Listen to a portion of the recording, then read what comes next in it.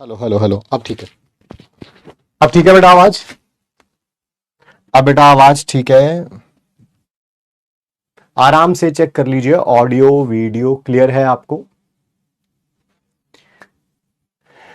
Yes, परंपरा प्रतिष्ठा अनुशासन उसको फॉलो करते हुए, है ना? हेलो बच्चों, कैसे हैं आप सब लोग? मैं sir Amit Mahajan and welcome you all on this incredible platform of physics वाला। यकीनियंस कैसे हैं आप सब लोग? Good morning good morning good morning everyone. ठीक है भाई, ऑडियो वीडियो क्लियर सभी के लिए? किसी प्रकार की कोई प्रॉब्लम तो नहीं किसी को? Yes sir, all clear.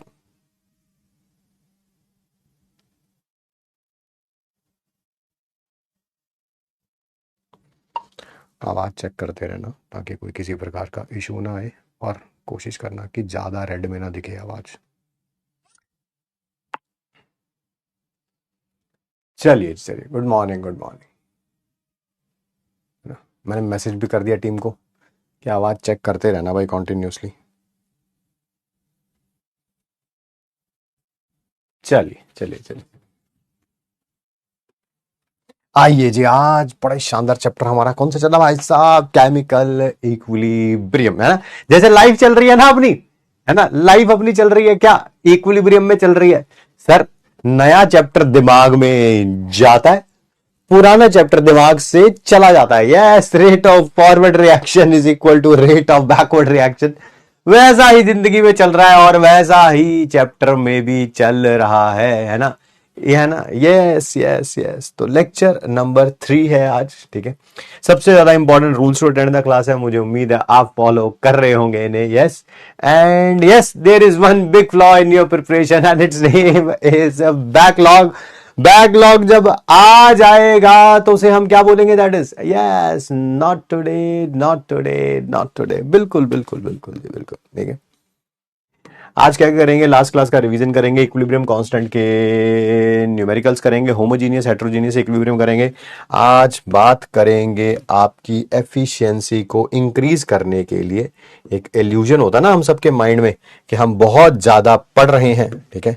Reality में पढ़ रहे हैं कि नहीं पढ़ रहे हैं उसके लिए बताएंगे आपको, ठीक है? डिग्री ऑफ डिसोसिएशन एमपीक्यू के क्वेश्चंस हैं और कुछ होमवर्क मॉड्यूल से भी हैं, बट सबसे पहले है दैट इज लास्ट क्लास का रिवीजन। सबसे पहले कल हमने लोमा पढ़ा था, लॉ ऑफ मास एक्शन, जो क्या कहता था कि किसी का भी रेट ऑफ रिएक्शन प्रोपोर्शनल होगा एक्टिव मास की प्रोडक्ट के raise to power their stoichiometric coefficient, यानी कि रेट ऑफ फॉरवर्ड रिएक्शन ये था, रेट ऑफ बैकवर्ड रिएक्शन ये था। जब इक्विलिब्रियम आया था तो दोनों क्या हो गए थे? इक्वल हो गए थे। ये रेट कांस्टेंट फॉरवर्ड का है, ये बैकवर्ड का है, क्योंकि ये दोनों कांस्टेंट है। इनको डिवाइड करके क्या आ जाएगा? एक नया कांस्टेंट, जिसका नाम क्या रखा था हमने? That is equilibrium constant. और ये था क्या? ऊपर कॉन्सेंट्रेशन प्रोडक्ट की, नीचे रिएक्टेंट की, raise to power their stoichiometric coefficients, ठीक है? दूसरी बात, ऐसे ही एक और इक्विलिब्रियम कांस्टेंट भी था जिसका नाम हमने के पी रखा था। दैट इज वो पार्शियल प्रेशर की टर्म्स में था। जहां पर कॉन्सेंट्रेशन थी वहां पर क्या आ गया था? पार्शियल प्रेशर आ गया था। ऊपर पार्शियल प्रेशर प्रोडक्ट का, नीचे रिएक्टेंट का, raise to power their stoichiometric coefficient. क्या सर दोनों में कोई रिलेशन भी था? यस सर, रिलेशन था। केपी किसके बराबर आया था? के सी या टी की पावर डेल्टा एन जी। अगर डेल्टा एन जी 0 आया था तो केपी केसी के इक्वल था। डेल्टा एन जी पॉजिटिव में आया था तो केपी ग्रेटर देन केसी था। डेल्टा एन जी नेगेटिव आया था तो KP equal to KC less than KC था। Sir KP is equal to KC का एक और रिलेशन भी था। कब था? कब? जब टी कितना था? 12 केल्विन, तब भी आर टी अप्रोक्सीमेटली 1 हो गया था। अब 1 की पावर चाहे कुछ भी हो, पॉजिटिव हो नेगेटिव हो जीरो हो, वो हमेशा 1 ही होती है। तब भी केपी जो है वो केसी के क्या आ गया था? इक्वल आ गया था। कल हमने एक दो ग्राफ भी पढ़े थे। एक तो ये पढ़ा था रेट का टाइम के साथ, फॉरवर्ड रिएक्शन का रेट टाइम के साथ डिक्रीज होता जाएगा क्योंकि कॉन्सेंट्रेशन रिएक्टेंट्स की डिक्रीज होती जाती है। प्रोडक्ट का rate of backward reaction time के साथ इंक्रीज होता जाएगा क्योंकि प्रोडक्ट की कॉन्सेंट्रेशन इंक्रीज होती जाती है। अच्छा, मुझे बताइए, ये तो फॉरवर्ड रिएक्शन का रेट है, रेट फॉरवर्ड रिएक्शन का है। मुझे बताइए क्या जो बैकवर्ड रिएक्शन का रेट होगा, बैकवर्ड रिएक्शन का रेट, हाँ वही वही सरप्राइज ना, वो लास्ट क्लास के एंड में, आज नहीं, अभी नहीं, ठीक है, क्लास के एंड में बात करेंगे। जो बैकवर्ड रिएक्शन का रेट होगा क्या वो हमेशा यहीं से स्टार्ट होगा? क्या यहीं से स्टार्ट होगा? सर यहां से स्टार्ट होगा अगर अगर प्रोडक्ट जीरो है, अगर प्रोडक्ट जीरो है, प्रोडक्ट जीरो है, ठीक है, प्रोडक्ट जीरो है टाइम जीरो पे। जनरली ऐसा होता भी है कि प्रोडक्ट बना ही नहीं होता तो ऑब्वियसली टाइम जीरो पे यहीं से शुरू होगा। बट मान लो जब रिएक्शन स्टार्ट हो रही है तभी कुछ आपने प्रोडक्ट ऑलरेडी डाल रखा है, तभी कुछ प्रोडक्ट ऑलरेडी डाल रखा है, तो ये थोड़ा ऊपर से स्टार्ट होगा, ऊपर से स्टार्ट होगा। यहां से कब स्टार्ट होगा? जब प्रोडक्ट कितना है शुरू में? जीरो। जनरली जीरो ही होता है। बट मान लीजिए आप एक ऐसी रिएक्शन कर रहे हैं जिसमें शुरू में ही रिएक्टेंट भी डाल रखा है, थोड़ा सा प्रोडक्ट भी डाल रखा है, तब ग्राफ यहां से स्टार्ट होगा। मैं कुछ और भी जानना चाहता हूं, ऐसे ही ना टाइम पास के लिए पूछ रहा हूं आपसे। इधर कॉन्सेंट्रेशन है, इधर टाइम है, बताइए कौन सा ग्राफ करेक्ट है? एक से ज्यादा आंसर हो सकते हैं, एक से ज्यादा आंसर हो सकते हैं। ये रिएक्टेंट की कॉन्सेंट्रेशन है, ये प्रोडक्ट की। एक से ज्यादा आंसर हो सकते हैं, बार बार बोल रहा हूं। ये रिएक्टेंट और ये प्रोडक्ट। ये ग्राफ नंबर 1 है, ये ग्राफ नंबर 2 है। कॉन्सेंट्रेशन और टाइम,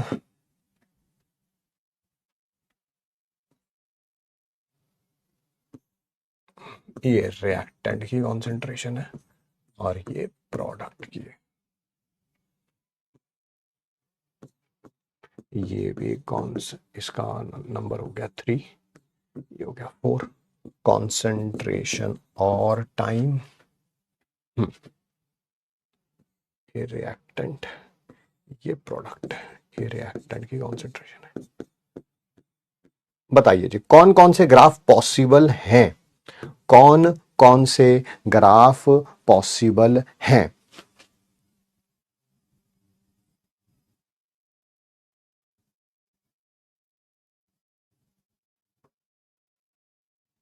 क्या 1 पॉसिबल है? जब इक्विलिब्रियम आएगा, ठीक है। सर आपको कैसे पता चला इक्विलिब्रियम आ गया?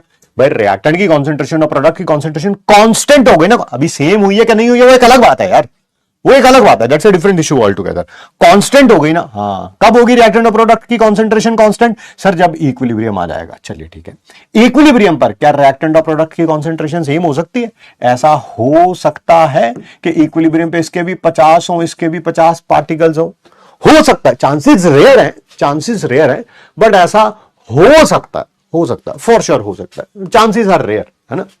एक क्लासरूम है, उसमें 100 बच्चे एग्जाम दे रहे हैं, ठीक है, एंड 50 बच्चे जो है बाहर सुसु करने गए हुए हैं, 50 बच्चे अंदर बैठ के एग्जाम दे रहे हैं। रेयर है, बहुत रेयर है ना। बाकी जो बाहर 50 गए हुए हैं वो आपस में चीटिंग कर रहे होंगे, that is very rare. But ऐसा हो सकता है। सर कब हो सकता है? जब नीट 2024 का एग्जाम हो, आप समझ गए होंगे मेरे ख्याल से, ठीक है। आगे बढ़ते हैं, ठीक है। क्या ये हो सकता है? यहां पर तो रिएक्टेंट की कॉन्सेंट्रेशन टाइम के साथ डिक्रीज हो रही थी, डिक्रीज होनी भी चाहिए। प्रोडक्ट की इंक्रीज हो रही टाइम के साथ, इंक्रीज होनी भी चाहिए। यहां पर रिएक्टेंट की भी डिक्रीज हो रही है, प्रोडक्ट की भी डिक्रीज हो रही है। सर ये तो हो ही नहीं सकता, ये तो हो ही नहीं सकता। टाइम के साथ रिएक्टेंट की कॉन्सेंट्रेशन डिक्रीज होती है और प्रोडक्ट की कॉन्सेंट्रेशन क्या होती है? इंक्रीज होती है। थर्ड के बारे में बात करते हैं। ये रिएक्टेंट की कॉन्सेंट्रेशन टाइम के साथ डिक्रीज हो रही है, प्रोडक्ट की इंक्रीज हो रही है, ठीक है। जब इक्विलिब्रियम आया है, दोनों की कॉन्सेंट्रेशन सेम नहीं है, हाँ नहीं सेम है, कोई बात नहीं। रिएक्टेंट बहुत कम बचा हुआ है, प्रोडक्ट बहुत ज्यादा है, हाँ कोई बात नहीं, कोई बात नहीं, नो इश्यूज, ठीक है, ऐसा हो सकता है ना। एंड ये क्या है? रिएक्टेंट की टाइम के साथ डिक्रीज हो रही है, प्रोडक्ट की इंक्रीज हो रही है। जब इक्विलिब्रियम आया, दोनों की कॉन्सेंट्रेशन सेम नहीं है, हाँ नहीं भी हो सकती, ठीक है। किसकी ज्यादा है? रिएक्टेंट की ज्यादा, यहां पर प्रोडक्ट की ज्यादा थी, ठीक है। यहां पर इक्विलिब्रियम कब आ गया? कब आ गया? जब रिएक्टेंट से प्रोडक्ट बहुत कम बना है। यहां पर इक्विलिब्रियम कब आया? जब रिएक्टेंट से प्रोडक्ट बहुत ज्यादा बना है, ठीक है। कैसे बोल रहे हो सर, ये जो वर्ड आप बोल रहे हो कैसे बोल रहे हो भाई, यहां पर देख इक्विलिब्रियम पे प्रोडक्ट की कॉन्सेंट्रेशन ज्यादा है, रिएक्टेंट की कम है, इसका मतलब प्रोडक्ट बहुत ज्यादा होगा, रिएक्टेंट कम होगा। यहां पर देखिए इक्विलिब्रियम में रिएक्टेंट बहुत ज्यादा है, प्रोडक्ट बहुत कम है, ऐसा भी हो सकता है। टू पॉसिबल नहीं है, 1 3 4 तीनों पॉसिबल है, तीनों पॉसिबल है। एक और क्वेश्चन करें, जैसे ये क्वेश्चन था, विच ग्राफ पॉसिबल, कौन सा ग्राफ पॉसिबल है। एक और करें ऐसे ही, विच, देखते हैं क्या रिवाइज करके आएगा आप। ऑक्साइड मोर स्टेबल है, कौन सी ऑक्साइड ज्यादा स्टेबल है।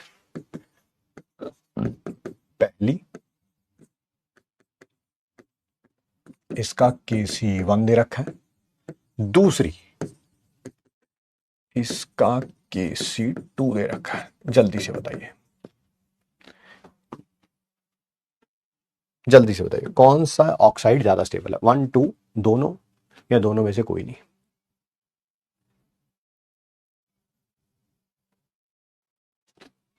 थर्ड वाला समझ नहीं आया, क्या समझना है इसमें, क्या लग रहा है यहां पे, क्या लग रहा है सर, यहां पे ना रिएक्टेंट और प्रोडक्ट की कॉन्सेंट्रेशन सेम आई थी, तो आई थी, फिर इक्विलिब्रियम आ गया, 50-50 पे इक्विलिब्रियम आता है। भाई ये लाइन 15 बार रिपीट हो चुकी क्लास में, बट फिर भी आपको चाहिए एक बार और, तो एक बार, क्योंकि आप नहीं रिवाइज करेंगे, टीचर हर बार 15 बार बताई हुई चीज को टीचर ही फिर 16वीं बार बताएगा, आप नहीं, आप नहीं। कोई बात नहीं बेटा, मैं बता देता हूं, बट ऐसे बच्चों की ग्रोथ कुछ नहीं हो रही। चलिए आइए, टाइम 0 पे ये मैंने 100 मान लिया, ये कितना होगा 0, है ना। टाइम 0 पे प्रोडक्ट 0 बना हुआ है, रिएक्टेंट जो है उसकी कॉन्सेंट्रेशन 100 है।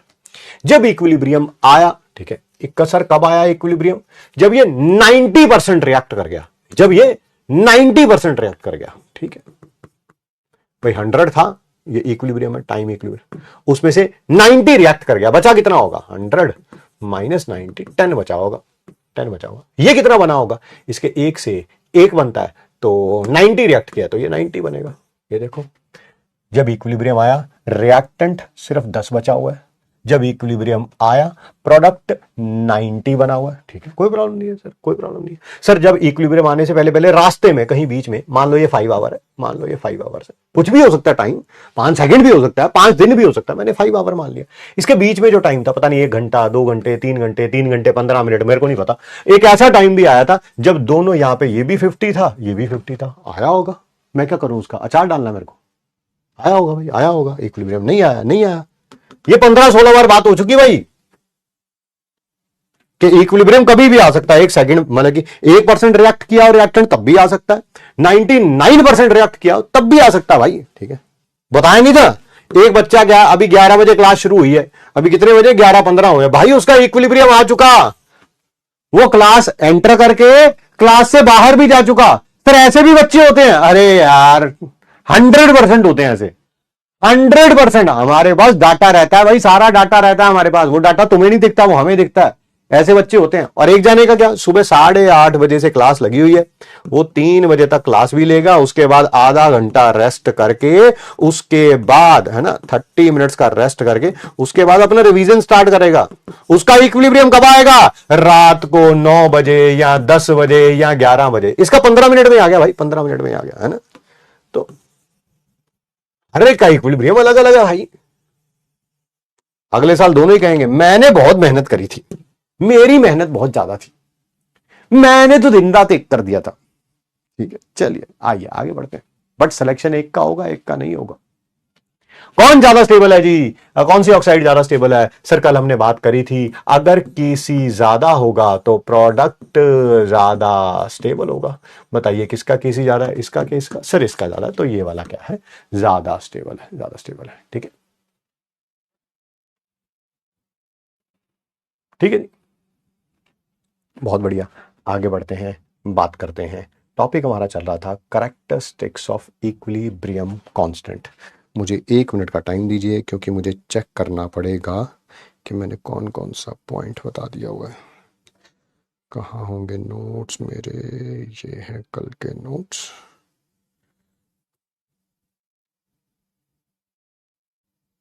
टेम्परेचर का इफेक्ट बता दिया था, यूनिट्स बता दिए थे, के हाई है के लो है वो बता दिया था, एक्टिव मास कांस्टेंट है वो बता दिया था, ठीक है, ग्राफ बता दिया था, एक पेज ब्लैंक करने के लिए छोड़ा था। ठीक है जी, आइए आगे बढ़ते हैं। ऐसे एक और क्वेश्चन पूछ लेता हूं, चलो, है ना, याद आया कुछ नोट्स को देख के, तो एक और क्वेश्चन पूछ लेता हूं। कोई रिएक्शन है, ए गिव्स यू बी, इसका डेल्टा एच 0 है, आपने टेम्परेचर इंक्रीज कर दिया। If we increase temperature from T1 to T2, T2 higher, then K1 greater than K2, K1 less than K2, C K1 equal to K2, D cannot be predicted। ये basically कल जो पढ़ाया था उसके ऊपर test हो गया आपके लिए। बताइए जी, पोल लेके भी देख लेते, पोल लेके भी देख लेते हैं ना। इस टेम्परेचर में जो इक्विलिब्रियम कांस्टेंट है वो K1 है, इस पे K2 है, अंडरस्टूड था बट फिर भी मैंने लिख दिया।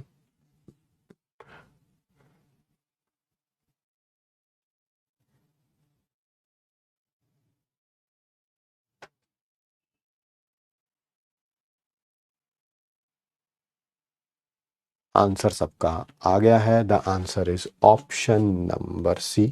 कोई कहेगा इसका पूरा प्रूफ दे दो, तो कल की क्लास रिवाइज करके आए हैं तो प्रूफ आपके पास है। नहीं नहीं नहीं, मैंने रिवाइज करी और मुझे प्रूफ भी चाहिए। चलिए बेटा, आपके जैसे बच्चे ही तो टॉपर बनते हैं।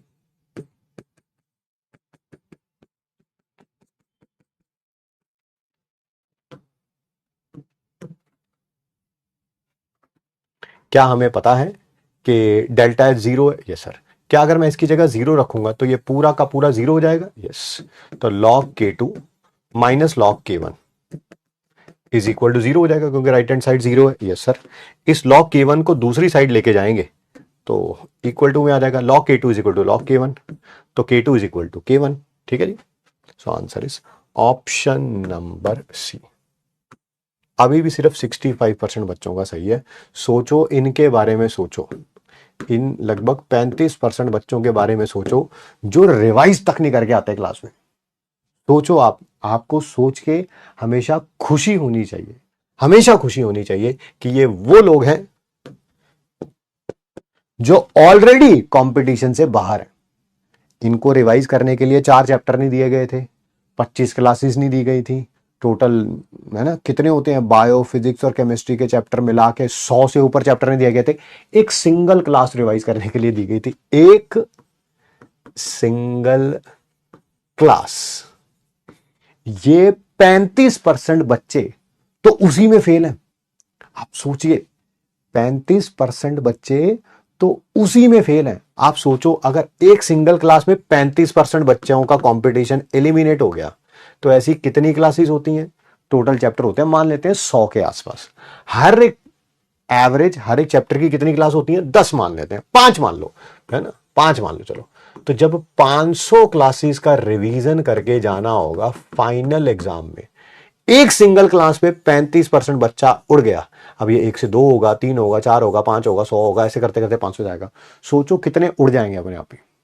आप सोचिए बस, है ना। You should be happy. और लोगों को लगता है 25 लाख लोगों में कंपटीशन है ही नहीं। 25 लाख लोगों में the competition is only between maximum 2 से 2.5 लाख लोगों में, और इसी में से 1 लाख सीटें, है ना। हर 2.5 या 3 बच्चे में से एक बच्चा सेलेक्ट हो जाना भाई, हर 2.5-3 में से एक बच्चा सेलेक्ट हो जाना। ठीक है,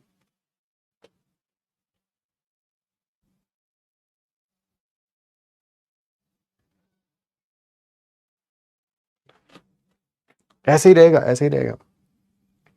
आइए आगे बढ़ते हैं, बात करते हैं कैरेक्टरिस्टिक्स ऑफ इक्विलिब्रियम कांस्टेंट में।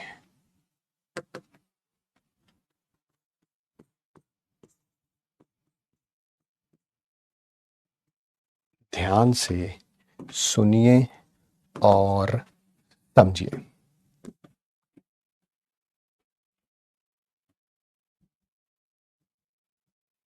मैंने जानबूझ के आज क्वेश्चंस दिए, मैंने देखे, हाँ रोज तो हम ही रिवाइज कराते हैं भाई, रोज तो हम ही रिवाइज करते हैं। बच्चे बच्चे क्या करके आते हैं? एक क्वेश्चन दिया, 2 क्वेश्चन दिए, और 3 क्वेश्चन दिए, और पोल मैंने सिर्फ एक में दिया जो सबसे आसान था। तीनों में से जो सबसे आसान था वो ये क्वेश्चन था, ठीक है। तो मैंने कहा चलिए आइए, बढ़िया, बड़ा अच्छा है। जो रिवाइज करके आए वो भी बहुत अच्छा है, करते रहिए ऐसे ही। जो नहीं करके आए हैं वो देख लीजिए बेटा क्या करना है आपको।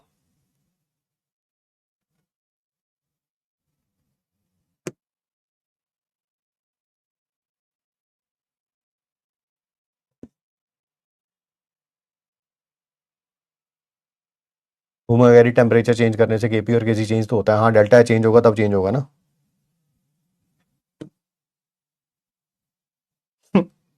भूमिका फिर कह रही है एक और भूमिका, ये सारी भूमिका एक जैसी है क्या? बेटा तुम सबकी भूमिका खराब है। सर आपने स्टेबिलिटी का पॉइंट नहीं बताया था, नहीं बताया था, चलिए बढ़िया जी, मैं एक बार अपने नोट्स देख लेता हूँ। मैं एक बार नोट्स देख लेता हूँ, क्या पता मैं ही झूठ ना, हो सकता है मुझसे गलती हो गई हो।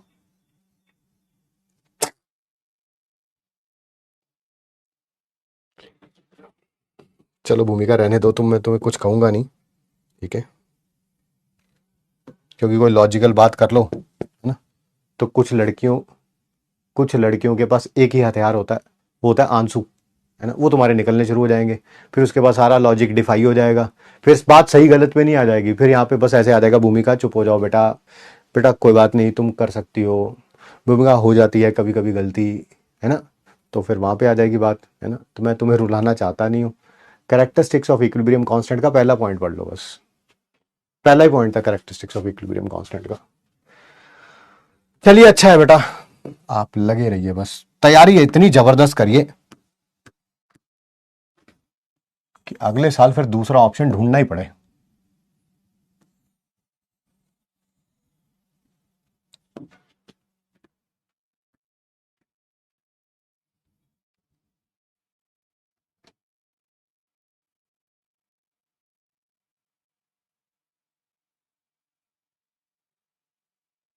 ऑफलाइन की सबसे अच्छी बात पता क्या थी? लड़कों को पकड़ो, उन्हें प्यार से समझाओ, समझ आ जाता, बहुत सारे लड़कों को प्यार से समझ आ जाता है, बहुत सारी लड़कियों को प्यार से समझ आ जाता है। मैं कह रहा हूं कोई प्यार से बड़ी तो हथियार है ही नहीं, ठीक है। नहीं समझ आता, नहीं समझ आता, कोई बात नहीं, ठीक है, कि रिवाइज नहीं करके आ रहे, टेस्ट में इंप्रूवमेंट नहीं हो रही, पढ़ नहीं रहे घर पे, लड़कों को पकड़ो, सूद दो, एक एक थप्पड़ मारो, ठीक है। भाई साहब लड़के इतने शानदार होते हैं, उसको ईगो पे ले जाते हैं, ठीक है। सर अगली बार करके दिखाऊंगा सर मैं, ठीक है, देखना आप, और वो करके भी दिखाते हैं यार, ठीक है। लड़कियों को आप मार सकते नहीं, ठीक है, आप जरा सा उनको जोर से डांटो, ठीक है, वो रोने लग पड़ेंगे यार। अरे दीदी मैं तेरी इंप्रूवमेंट के लिए कह रहा हूं, मेरा क्या है इसमें, मेरा क्या, मेरी तरफ से कोई भी ना पढ़े, मेरी तरफ से सारे पढ़ लें, मैंने यही रहना है, मेरे को कोई फर्क नहीं पड़ना, ठीक है। हाँ, और मुझे इतनी अच्छी लगती है ना बात ये, कि जब रोने लग पड़ती है फिर सारा लॉजिक वॉजिक सब खत्म, जीरो हो जाता है लॉजिक, आप कुछ नहीं कर सकते उसके बारे में, बस फिर वही करना पड़ता है, नहीं नहीं बेटा तुम कर लोगी ना। आइए आराम से पढ़ते हैं, सुनते हैं, समझते हैं, इनका क्या है, ये तो लगे रहेंगे कुछ ना कुछ तो, हर बैच में होते हैं, इस बैच में भी है। ध्यान से सुनिएगा, समझिएगा, यहां पर जो जो पॉइंट मैं लिखता जाऊंगा राइट हैंड साइड में मैं उसको प्रूफ भी करता जाऊंगा। हम पढ़ रहे हैं इफेक्ट ऑन इक्विलिब्रियम कांस्टेंट। अगर रिएक्शन को क्या किया जाए तो इफेक्ट क्या पड़ेगा इक्विलिब्रियम कांस्टेंट पे। सर ये तो कल आपने पढ़ा दिया था, आपने कल बोला था इक्विलिब्रियम कांस्टेंट चेंज नहीं होगा जब तक कि टेम्परेचर चेंज नहीं होगा। बात आपकी सही है, वो वेरिएबल फैक्टर्स के लिए, वेरिएबल फैक्टर्स कहने का मतलब प्रेशर चेंज कर लो, वॉल्यूम चेंज कर लो, नंबर ऑफ मोल्स चेंज कर दो, डेंसिटी चेंज कर दो, तो तब तक केपी और केसी चेंज नहीं होगा जब तक कि टेम्परेचर चेंज नहीं होगा। यहां पर हम कोई वेरिएबल फैक्टर चेंज नहीं कर रहे, यहां पर हम रिएक्शंस की डायरेक्शंस या उनके स्टोशियोमेट्रिक कॉफिशिएंट्स चेंज कर रहे हैं। सर समझाओगे? बिल्कुल समझाएंगे। मान लीजिए कोई केमिकल रिएक्शन है, ए गिव्स यू बी, इसका इक्विलिब्रियम कांस्टेंट क्या होगा? दोनों गैस में ही है, ये आएगा सर बी अपॉन ए। मान लीजिए आपने रिएक्शन को क्या कर दिया बेटा? रिवर्स कर दिया। रिवर्स का मतलब क्या होता है? प्रोडक्ट रिएक्टेंट में आ जाता है, रिएक्टेंट प्रोडक्ट में आ जाता है। इसका इक्विलिब्रियम कांस्टेंट क्या होगा? सर ऊपर प्रोडक्ट नीचे रिएक्टेंट। क्या रिलेशन है दोनों का आपस में? सर ये जो है इसका रेसिप्रोकल है। सर रेसिप्रोकल, बिल्कुल, देख लो चाहे। कई जाने ये भी कहेंगे रेसिप्रोकल कैसे अप्रूव करके दिखाओ, करना पड़ेगा भाई। लिखो के की वैल्यू, के क्या था? B, divided by A, denominator को किसी से डिवाइड करते हैं तो ऊपर चला जाता है, ऊपर चला जाता है। बन गया कि नहीं, ये बन गया कि नहीं, अरे बन गया कि नहीं। तो पता चल गया कि अगर हम रिएक्शन को क्या करेंगे बेटा, रिवर्स करेंगे, तो इक्विलिब्रियम कांस्टेंट क्या होगा, वो क्या हो जाएगा, रेसिप्रोकल हो जाएगा। ठीक है सर, पहला पॉइंट मैंने यहां पे समझा दिया, यहां पर उसका MIT लिख दिया। दूसरा पॉइंट देखिए, मान लीजिए अगर आपने स्टोशियोमेट्रिक कोफिशिएंट्स को किसी से मल्टीप्लाई कर दिया, लाइक ये 1A 1B है, अगर मैंने ऐसा कर दिया 2A गिव्स यू 2B, तब क्या होगा, तब क्या होगा, लिखो जरा इसका equilibrium constant B upon A raise to power their stoichiometric coefficients. ये इतना सा हिस्सा क्या है बेटा, बेटा ये इतना सा हिस्सा क्या है, B अपॉन A, सर ये है K, ये है B upon A K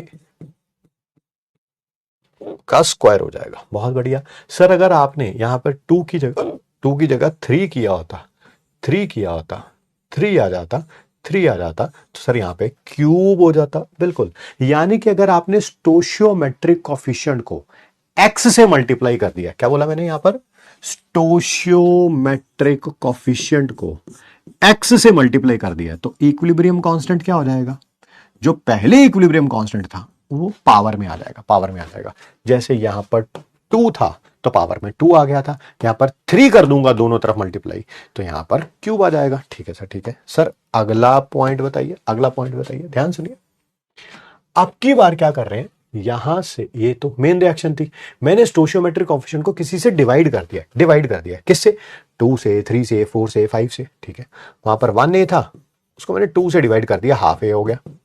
1B था, मैंने 2 से डिवाइड कर दिया, हाफ B हो गया।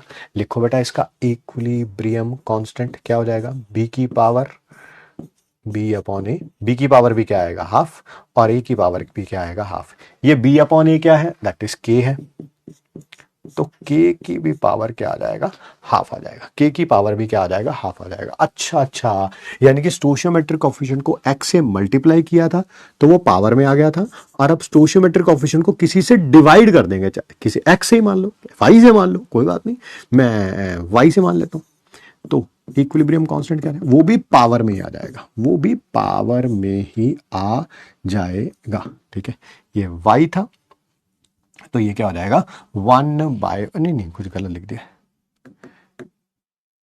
पावर ही आना है, पावर ही आना है, क्योंकि यहां पर y क्या था, दैट इज हाफ, y क्या था, हाफ। अब वो आपके देखने का नजरिया है, आपके देखने का नजरिया है कि आप उसको देख कैसे रहे हैं। अगर मैं ऐसे लिख दूं 1/y, तो फिर यहां पर भी क्या लिख दूंगा मैं, यहां पर भी क्या लिख दूंगा, दैट इज 1/y। ठीक है, और अगर इस पूरे को ही मैं z बोल दूं, इस पूरे को z बोल दूं, तो फिर ये पूरे की जगह क्या आ जाएगा, z। वो आपके देखने का नजरिया, आप जैसे भी देख रहे हैं, अब मुझे तो नहीं पता आप कैसा देखना चाहते, इस पूरे को सर z बोल दो, तो फिर पावर में भी z लिख दो, है ना। z क्या हो जाएगा 1/2, तो पावर भी क्या हो गई 1/2। आपके देखने का नजरिया, आप जैसा मर्जी कहें, उस कॉन्सेप्ट समझ आना चाहिए। ठीक है, नेक्स्ट देखिए सर, ध्यान से सुनिएगा, समझिएगा। मान लीजिए मुझे A से B बनाना, और मैंने सीधा ही बना लिया, एक ही स्टेप में बना लिया है, इक्विलिब्रियम कांस्टेंट ऐसे लिखा जाएगा। बट बेटा पहले मैंने पता क्या किया, A से बनाया C, एक और तरीका था A से B बनाने का, उसमें मैंने पहले A से C बनाया, फिर C से D बनाया, फिर D से B बनाया, इसका इक्विलिब्रियम कांस्टेंट K1, इसका K2, इसका K3। अब मुझे फिर वही हेसिस लॉ की तरह क्या करना पड़ेगा, इन तीनों इक्वेशन की हेल्प से मुझे ये इक्वेशन बनानी पड़ेगी। कैसे आएगी वो, तीनों इक्वेशन को ऐड कर दो, ऐड इक्वेशन 1, 2 एंड 3। जैसे ही आप तीनों इक्वेशन को ऐड करेंगे, इधर आ जाएगा रिएक्टेंट में रिएक्टेंट ऐड कर दिए, प्रोडक्ट में प्रोडक्ट ऐड कर दिए, सी के साथ सी कैंसिल आउट, डी के साथ डी कैंसिल आउट, बन गई कि नहीं इक्वेशन। बन गई कि नहीं इक्वेशन? ठीक है, हाँ सर बिल्कुल यही वाली इक्वेशन बन गई। जब आप तीनों इक्वेशंस को ऐड करेंगे तो इक्विलिब्रियम कांस्टेंट क्या हो जाएंगे? मल्टीप्लाई हो जाएंगे, मल्टीप्लाई हो जाएंगे। सर कैसे मल्टीप्लाई हो जाएंगे? प्रूफ करके दिखाओ। करके दिखाता हूं। ये देखो, K1 लिखो, K1 लिखो। K1 कितना? K1 कितना है? ऊपर C नीचे A। K2 लिखो बेटा, K2 ऊपर D नीचे C। K3 लिखो, K3 ऊपर B नीचे D। D से D कैंसल आउट, C से C कैंसल आउट, क्या आ जाएगा? That is B upon A आ जाएगा। ऑब्वियसली इक्विलिब्रियम कांस्टेंट तो सेम ही रहना है, क्योंकि रिएक्शन सेम है तो इक्विलिब्रियम कांस्टेंट भी क्या होगा? सेम होगा। बट हमने इससे सीखा क्या? हमने इससे ये सीखा कि जब भी हम रिएक्शंस को क्या करते हैं? ऐड, उनके इक्विलिब्रियम कांस्टेंट क्या हो जाते हैं? मल्टीप्लाई हो जाते हैं, मल्टीप्लाई हो जाते हैं। रिएक्शंस को करेंगे ऐड तो उनके इक्विलिब्रियम कांस्टेंट क्या हो जाएंगे? मल्टीप्लाई हो जाएंगे। 3 रिएक्शंस को ऐड किया तो 3 के हो जाएंगे सर, 4 को किया तो 4 के हो जाएंगे, एंड सो ऑन, जो भी होगा व्हाटसोएवर दैट इज। ठीक है, ये चारों चीजें क्लियर हैं। यस के लिए सिर्फ y, नो के लिए सिर्फ n, ताकि हम आगे बढ़ सके। जल्दी जल्दी रिप्लाई करिए।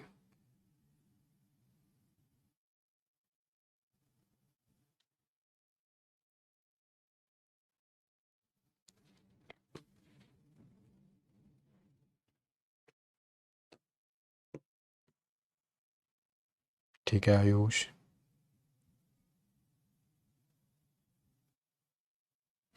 सर रॉन्ग है। थर्ड के की पावर में 1/y आएगा, ना कि -1/y। मैंने माइनस कहाँ लिखा है? नहीं बाबू, ये माइनस नहीं है, वो गलती से लिख दिया हो, मतलब कि अब ठीक है चलिए, 1/y ही है बाबू, मैंने अपनी तरफ से वही लिखा था। होता कभी कभी समझाने के लिए ऐसे नहीं कर देते तो ऐसा लग रहा है वो माइनस है। माइनस नहीं है, ये 1/y है। ठीक है, पर चलिए कोई बात नहीं, आपने बताया, मैं आपकी रिस्पेक्ट करता हूँ ओपिनियन की। और भी देख लें बेटा। मौमिता आ गई है। मौमिता कह रही है रिपीट कर दो, बस इसको रिपीट कर देते हैं। रिएक्शंस को ऐड करेंगे, इक्विलिब्रियम कांस्टेंट मल्टीप्लाई हो जाएगा। हो गया रिपीट। ऐड वाला एक बार रिपीट कर दीजिए, ये भी खुशी ने पूछा है, चलिए, है ना। ये रिएक्शंस को ऐड कर दो तो इक्विलिब्रियम कांस्टेंट मल्टीप्लाई हो जाता है। थर्ड वाले को एक्सप्लेन कर दो। थर्ड वाला 1 2 3, ये वाला कर दिया। ये आपने 2 से डिवाइड किया है तो जो इक्विलिब्रियम कांस्टेंट है वो भी 2 से डिवाइड हो जाएगा। पहले इक्विलिब्रियम कांस्टेंट कितना था? k, अब उसकी पावर में क्या आ जाएगा? 1/2 आ जाएगा। ठीक है,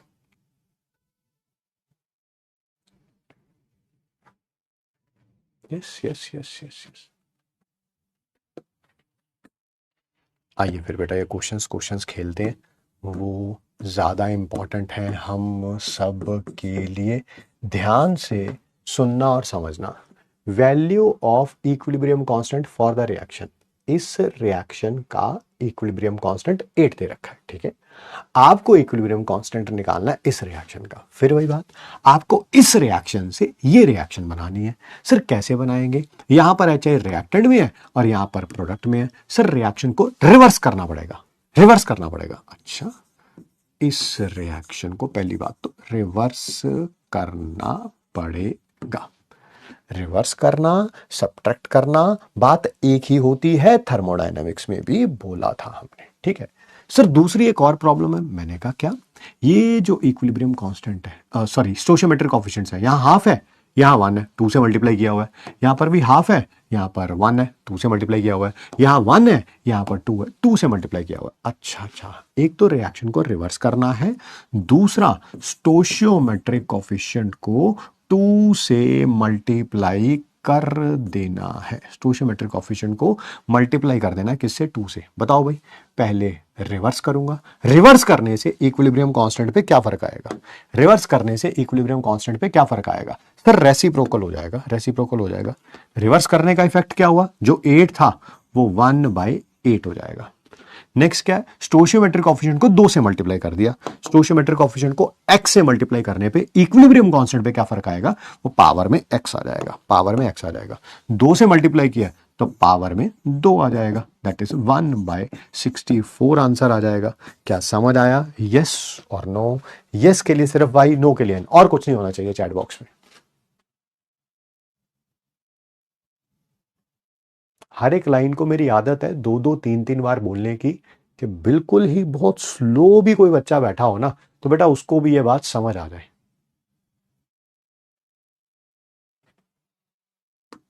अगला क्वेश्चन करते हैं। सब आए हुए हैं क्वेश्चन, कोई नीट में आया हुआ है, कोई एम्स में आया हुआ है। K1 and K2 respective equilibrium constant है इन दोनों रिएक्शंस के। बेटा इसका इक्विलिब्रियम कांस्टेंट K1 है, इसका K2 है।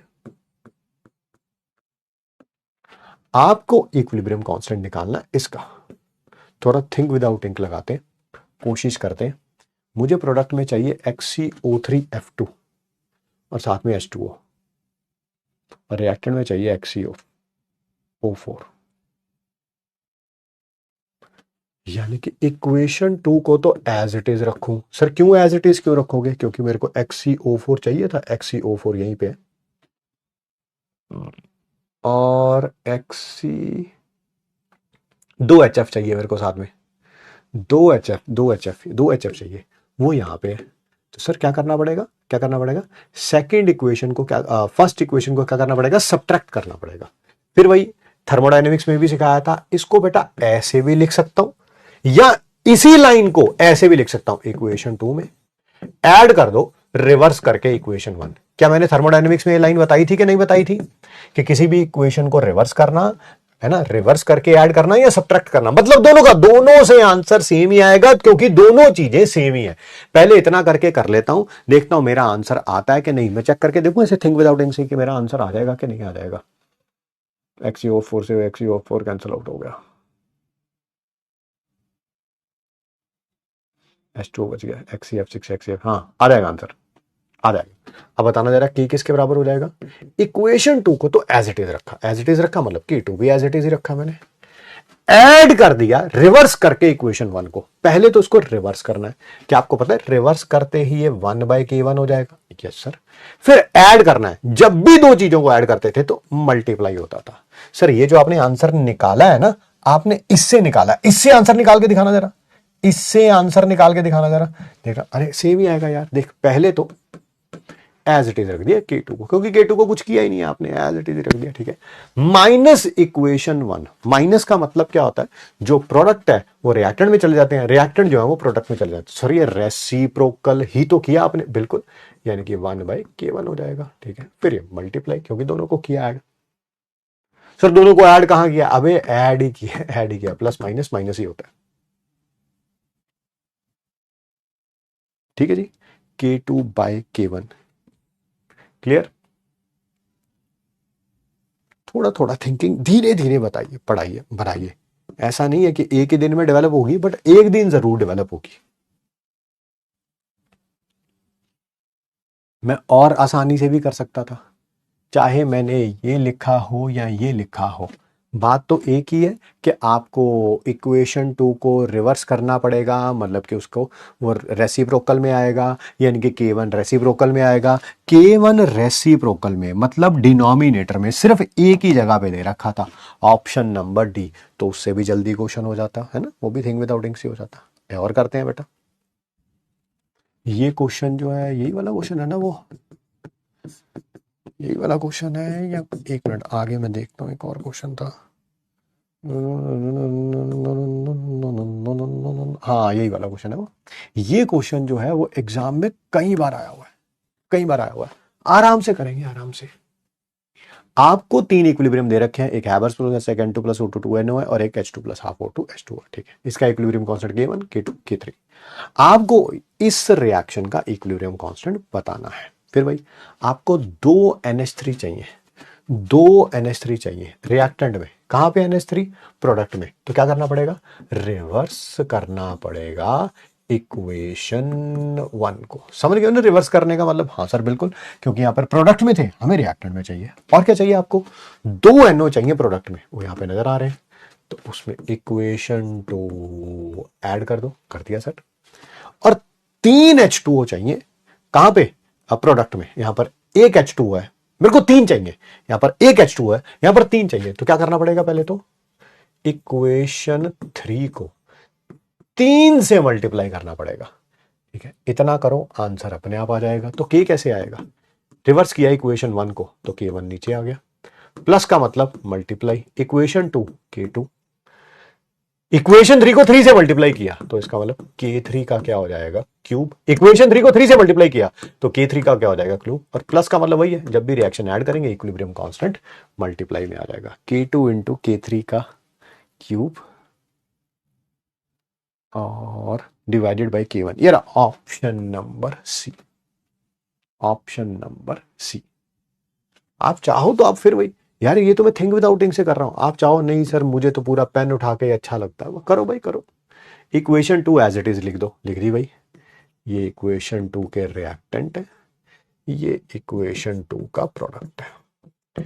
इक्वेशन 3 को पहले 3 से मल्टीप्लाई करो और फिर ऐड करो। ये रहा इक्वेशन 3 का रिएक्टेंट्स और इक्वेशन 3 का प्रोडक्ट। इक्वेशन 1 को रिवर्स कर दो, रिवर्स का मतलब क्या था? जो प्रोडक्ट था वो रिएक्टेंट में आ जाएगा और जो रिएक्टेंट था वो प्रोडक्ट में आ जाएगा। देखना यही वाली इक्वेशन बन जाएगी हमारी, है ना? तो बस मैं सिखा रहा हूं भाई, सिखा रहा हूं, और यही सीखेंगे तो बात बनेगी। क्या कट जाएगा? क्या कट जाएगा सर? N2 से N2 कट गया, 3H2 से 3H2 कट गया, क्या बच गया रिएक्टेंट साइड में? 2NH3, 1O2 और 3/2O2। 1O2 3/2O2 कितना होता है? 1.5, ये 1 है, 2.5 हो गया। 2.5 को 5/2 लिख सकते हैं बिल्कुल, और 2NO प्लस 3H2 बन गई कि नहीं बन गई? बट क्वेश्चन को बेटा फिर वही थोड़ा थिंक विदाउट इंक से सीखिए, स्पीड धीरे धीरे बिल्ड करने की कोशिश करिए। रोज 10 क्वेश्चन की प्रैक्टिस कर रहे हैं तो एक आध में तो थिंक विदाउट इंक लगाइए, ठीक है? फिर जब 5-7-10 दिन अच्छा होने लगे तो फिर 2 क्वेश्चंस में लगाइए थिंक विदाउट इंक, फिर 3 में लगाइए, 4 में लगाइए, ऐसे ही धीरे धीरे डेवलप होगा। डाउट चेक कर लीजिए, डाउट चेक कर, डाउट आ गया बेटा, डाउट आना भी था। थिंक विदाउट इंक लगा लिया है, थर्ड ऑप्शन में सिर्फ K1 रिवर्स था, बिल्कुल बहुत बढ़िया, वेल डन मिताली जी। सिर्फ K1 एक ही ऑप्शन में है और हमें रिवर्स करके लिखना है तो उसी से आ जाएगा। नितिन वेल डन भाई, डिनोमिनेटर में K1 से कर लिया था। निकिता बहुत बढ़िया, मैंने सर सारे क्वेश्चन पहले ही बना लिए थे। विनय तुम बहुत अच्छे हो भाई, डिवाइड में K1 एक का ही है, बहुत बढ़िया भाई, बहुत बढ़िया। इसका मतलब आप लोग सीख रहे हैं, that shows you are on the right path. Bhumika को छोड़ के बाकी सारे बच्चे जो हैं ये क्वेश्चन सॉल्व करिए, क्योंकि भूमिका यही कह देगी सर ये तो आपने कल पढ़ाया ही नहीं था। उसके अलावा जो बाकी बच्चे रिवाइज करके आए हैं, आप बता दीजिए इसका आंसर क्या होगा।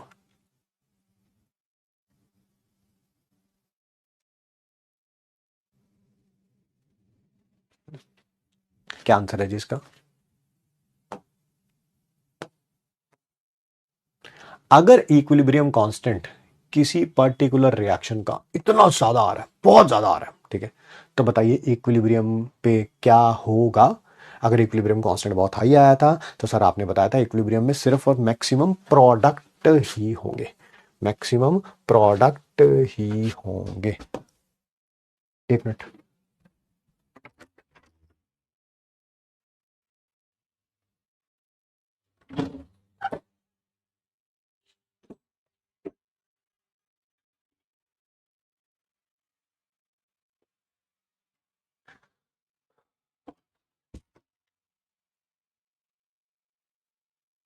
पता नहीं तुम लोगों को आवाज आई कि नहीं आई।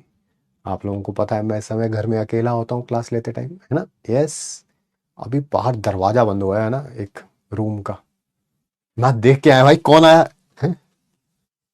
खतरों के खिलाड़ी, कौन आया हमसे मिलने?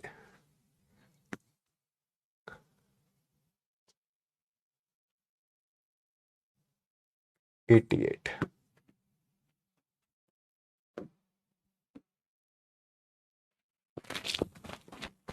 ठीक है, ए है, ए है, ए है, ए है।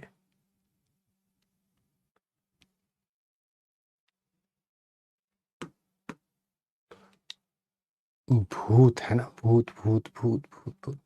आपको एक साइकोलॉजिकल बात बताता हूँ भूत के बारे में, ठीक है? मैं सिर्फ 1 मिनट लूंगा, ज्यादा टाइम नहीं लूंगा मैं, ठीक है? मैं बचपन से ही भूत वगैरह से, है ना, भूत चुड़ैल डायन पिशाच जो भी सारे होते हैं, भाई साहब मैं इनसे बहुत डरता था, बहुत, एक होता है डरना, एक होता है बहुत ज्यादा डरना। मैं बहुत ज्यादा डरता था, बहुत ज्यादा, इतना ज्यादा कि मैंने कई बार बताया, हम वो ना रेंट के रूम में रहते थे, तो ये जैसे रूम है, ठीक है, एंड कॉमन वॉशरूम होता है, सारे किराएदार एक ही जगह पे एक ही वॉशरूम यूज करते हैं, पता है आपको, वॉशरूम मान लेते हैं यहाँ पे था। तो यहाँ से यहाँ जाने के लिए ना थोड़ा ओपन ओपन था, है ना, ओपन समझ सकते हैं, ऊपर से खुला हुआ था। तो रात को सोने के बाद अगर कहीं मुझे वॉशरूम जाने के लिए महसूस होता था, फील होता था कि मुझे वॉशरूम जाना चाहिए, मैं नहीं जाता था, नहीं जाता था, सारी रात रोक के रख लेता था, क्या ना, मैं भी बचपन में विपिन सर बनने की कोशिश करता था। सारी रात रोक के रख लेता, क्योंकि मेरे को लगता था भाई कमरे से बाहर निकलूंगा तो यहीं पे कोई भूत पिशाच चुड़ैल खड़ी होगी और वो ऐसे ही गर्दन से पकड़ लेगी और मार देगी, है ना। पता ही नहीं कितने साल चला ये, है ना।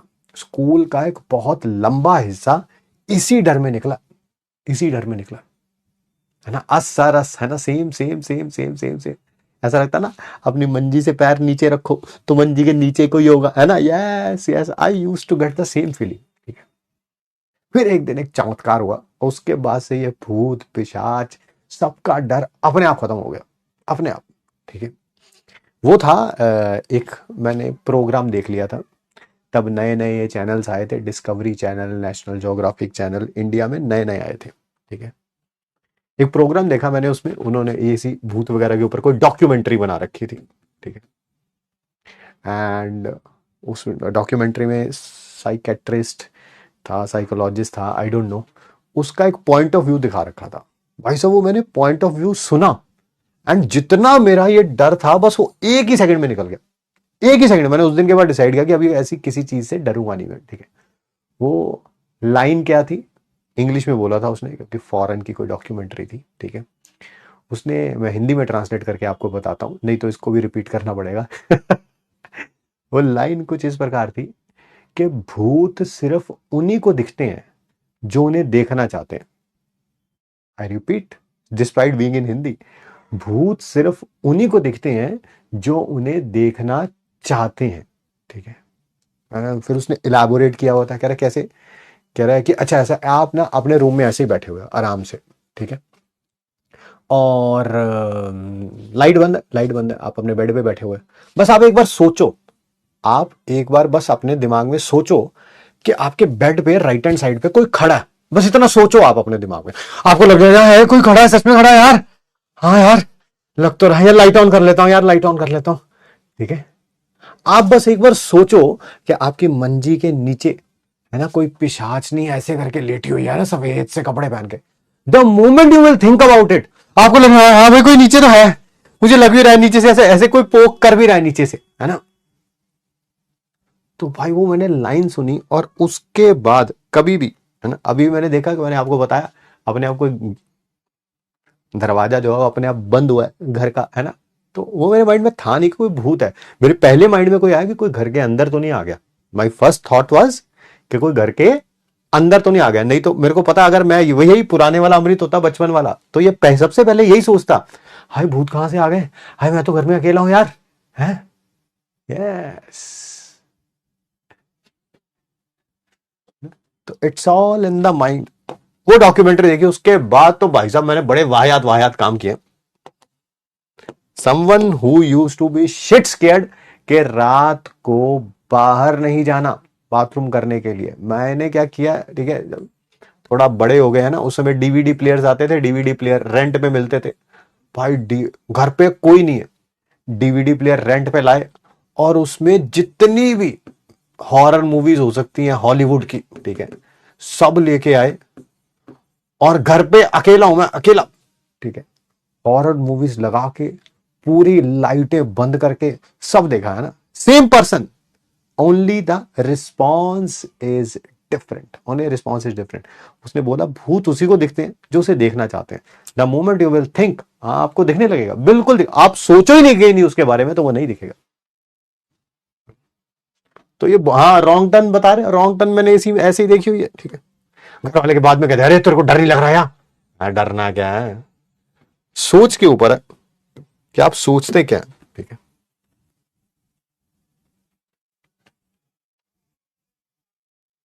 सचिन सर ने देखा हुआ भूत, भाई उनको विश्वास करना चाहिए, फिर मैंने नहीं देखा। जब तक मेरे साथ ऐसे नहीं हो सकता कि चलते चलते मेरी पैंट का किसी ने कोना पकड़ लिया और मैं नीचे देखा वो पिशाचनी कोई लेटी हुई है, तब तक तो भाई मैं विश्वास नहीं करने वाला, है ना। बहुत कभी कभी है ना, किसी की एक लाइन भी आपकी जिंदगी बदल सकती है, आपका थॉट बदल सकता है। I learn from that documentary, ठीक है।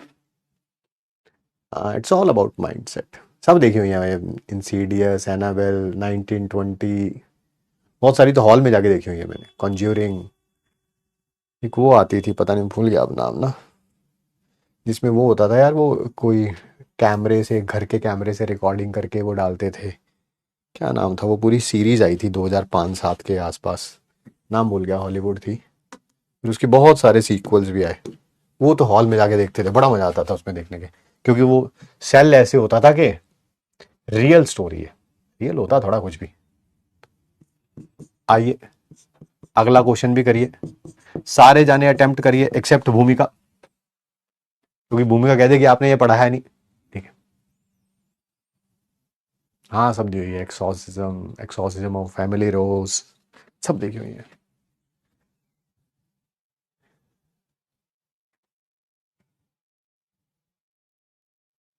एक प्रोग्राम आता था बड़ा अच्छा, डिस्कवरी पे आता था, किस पे आता था, तो कुछ नाम भूल गया उसका, हॉन्टिंग या हॉन्टेड, अमेरिका वाला, बड़ा मजा आता था उसको देखने का। कौन देखी हुई है। आइए जी आगे बढ़ते हैं, क्वेश्चन देखते हैं। In which of the following reactions, नीचे दी गई किस रिएक्शन में कॉन्सेंट्रेशन प्रोडक्ट की ज्यादा होगी than the concentration of the reactant. Product की ज्यादा होगी, रिएक्टेंट की कम होगी। सर प्रोडक्ट की कॉन्सेंट्रेशन कब ज्यादा होती थी, जब के ज्यादा होता था। That is option number B. ये करिए, जल्दी जल्दी आंसर बताते जाओ। On doubling P and V, pressure और वॉल्यूम को डबल करने पे at constant temperature, equilibrium constant पे क्या फर्क पड़ेगा। इक्विलिब्रियम कांस्टेंट चाहे केपी हो या केसी हो, ये तब तक चेंज नहीं होता तब जब तक कि टेम्परेचर चेंज नहीं होता है। It will remain constant, it will remain constant.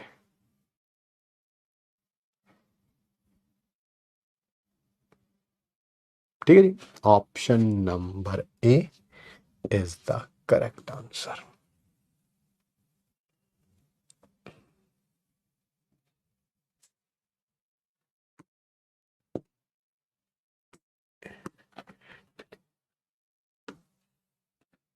Dissociation constant acetic acid और HCN का, एसिटिक एसिड की वैल्यू दे रखी है बेटा कितनी, 1.5 इंटू 10⁻⁵ और HCN का 4.5 into 10⁻10। Equilibrium constant for this reaction. अच्छा, आपको इसका भी डिसोसिएशन कांस्टेंट दे रखा है, इसका भी दे रखा है। डिसोसिएशन कांस्टेंट क्या होता है, एसिड का, जब एसिड डिसोशिएट हो जाता है। सर कैसे डिसोशिएट होगा, सबको पता है, एसिटिक एसिड में से H पॉजिटिव आयन निकल जाएगा, बन जाएगा acetate ion, hydrogen ion. HCN में से भी H पॉजिटिव आयन निकल जाएगा, बन जाएगा साइनाइड आयन और हाइड्रोजन आयन। इसको हाइड्रोनियम आयन भी लिख सकते हैं, कोई प्रॉब्लम वाली बात नहीं है ना, ज्यादा डिबेट नहीं करनी उसके ऊपर। ये दोनों रिएक्शंस दे रखी हैं, ये रिएक्शन आपको बनानी है। ये इक्वेशन 1 है, इक्वेशन 2 है, ठीक है। एंड साइनाइड आयन हमें रिएक्टेंट में चाहिए, ये प्रोडक्ट में है, तो उसको रिवर्स करना पड़ेगा, यानी कि सब्ट्रैक्ट कर दो इक्वेशन 2, या ऐसे लिखना है तो ऐसे लिख दो, प्लस रिवर्स ऑफ इक्वेशन 2। और एसिटिक एसिड हमें रिएक्टेंट में चाहिए, रिएक्टेंट में ही है, तो बस इक्वेशन 1 एज इट इज, 1 को एज इट इज रखो, सेकंड वाले को रिवर्स कर दो। के कैसे आएगा, 1 को एज इट इज रखा, जब सेकंड को आपने रिवर्स किया है तो उसका इक्विलिब्रियम कांस्टेंट ये हो जाएगा। यस सर, और प्लस करने का मतलब दो इक्वेशंस को ऐड करेंगे, इक्विलिब्रियम कांस्टेंट मल्टीप्लाई हो जाएंगे। K1 कितना बेटा, 1.5 इंटू 10⁻⁵। K2 कितना है बेटा, 4.5 इंटू 10⁻⁻10। ये 3 पे चला जाएगा, ये 10⁻⁵ होगा। 1/3 इंटू 10⁻⁵, 1/3 इंटू 10⁻5 ऊपर जाएगा तो 5 हो जाएगा। ये 0.33 इंटू 10⁻5 हो जाएगा, 0.33 इंटू 10⁻5, यही है। 0.33 को 3.3 इंटू 10⁴ लिख सकता हूं। यह है 0.33 इंटू 10⁵ 3.3 इंटू 10⁴ लिख सकता हूं। 10 से मल्टीप्लाई कर दिया, 10 से डिवाइड कर दिया। डी है, डी है, डी है। अगला करिए। मैक्सिमम क्वेश्चन जो है वो बेस्ड है जो कल हमने पढ़ा था उसी के ऊपर बेस्ड है। In the figure shown below, नीचे दी गई फिगर में रिएक्ट, जेई मेंस में आया हुआ क्वेश्चन है ये। Reactant A represents by squares. अच्छा, ये रिएक्टेंट है स्क्वायर वाले, ठीक है sir. Is in equilibrium with product B. B जो है वो क्या दे रखे हैं, दैट इज सर्कल दे रखे हैं, ठीक है, सर्कल।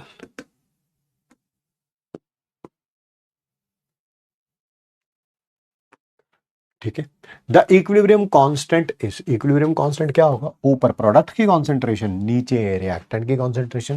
प्रोडक्ट कितने होंगे, प्रोडक्ट कितने होंगे, दैट इज सर्कल है ये, 1 2 3 4 5 6 7 8 9 10 11 12, तो ऊपर 12 आ जाएगा। नीचे रिएक्टेंट, रिएक्टेंट कितने होंगे, जितने स्क्वायर होंगे, 1 2 3 4 5 6, तो कितना आ जाएगा, इक्विलिब्रियम कांस्टेंट कितना आ जाएगा, 2 आ जाएगा। Option number B, option number B.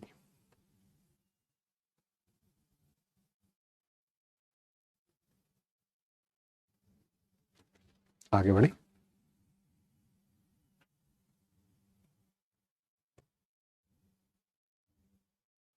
Steam reacts with iron at high temperature. Steam iron के साथ रिएक्ट कर रही है हाई टेम्परेचर पे। स्टीम, स्टीम ये होती है, आयरन के साथ रिएक्ट कर रही है हाई टेम्परेचर पे, तो give hydrogen gas and Fe3O4। ठीक है, Fe3O4 सॉलिड है और साथ में हाइड्रोजन गैस है। आपसे करेक्ट एक्सप्रेशन इक्विलिब्रियम कांस्टेंट का पूछा हुआ है। पहले बैलेंस कर लो फिर ही तो करोगे। 3 Fe है तो ये 3 Fe होगा, 4 ऑक्सीजन है तो यहाँ पर 4 H2O होगा, 8 हाइड्रोजन है तो ये 4 H2O होगा। ठीक है, इसका Kp कैसे निकालूंगा, ऊपर पार्शियल प्रोडक्ट प्रोडक्ट का, नीचे रिएक्टेंट का, raise to power their stoichiometric coefficient. Raise to power their stoichiometric coefficient है, कोई दे रखा कहीं पे, ये रहा ऑप्शन नंबर बी। अगर Kc भी लिखना होता तो ऊपर कॉन्सेंट्रेशन हाइड्रोजन की, नीचे H2O की। पता नहीं ये दोनों क्यों नहीं लिखे सर, ये सॉलिड में है ना, इसी कारण नहीं लिखे। बी है, बी है, बी है। ये भी जेई मेंस में आया हुआ क्वेश्चन है। देखते हैं कल का कितना आप रिवाइज करके आए हो। टॉपिक वही चल रहा है भाई, ये कल वाले क्वेश्चन ही हैं सारे के सारे। ठीक है, देखते हैं कितना रिवाइज करके आए हैं। मैं भी पढ़ता हूं, आप भी पढ़िए। एक प्लॉट, प्लॉट मतलब ग्राफ दे रखा है, नेचुरल लॉग ऑफ के और इनवर्स ऑफ टेम्परेचर 1/T में। ठीक है, इस रिएक्शन के लिए बताइए ये रिएक्शन क्या है, एक्सोथर्मिक है, एंडोथर्मिक है, क्या है, आराम से पढ़ते हैं।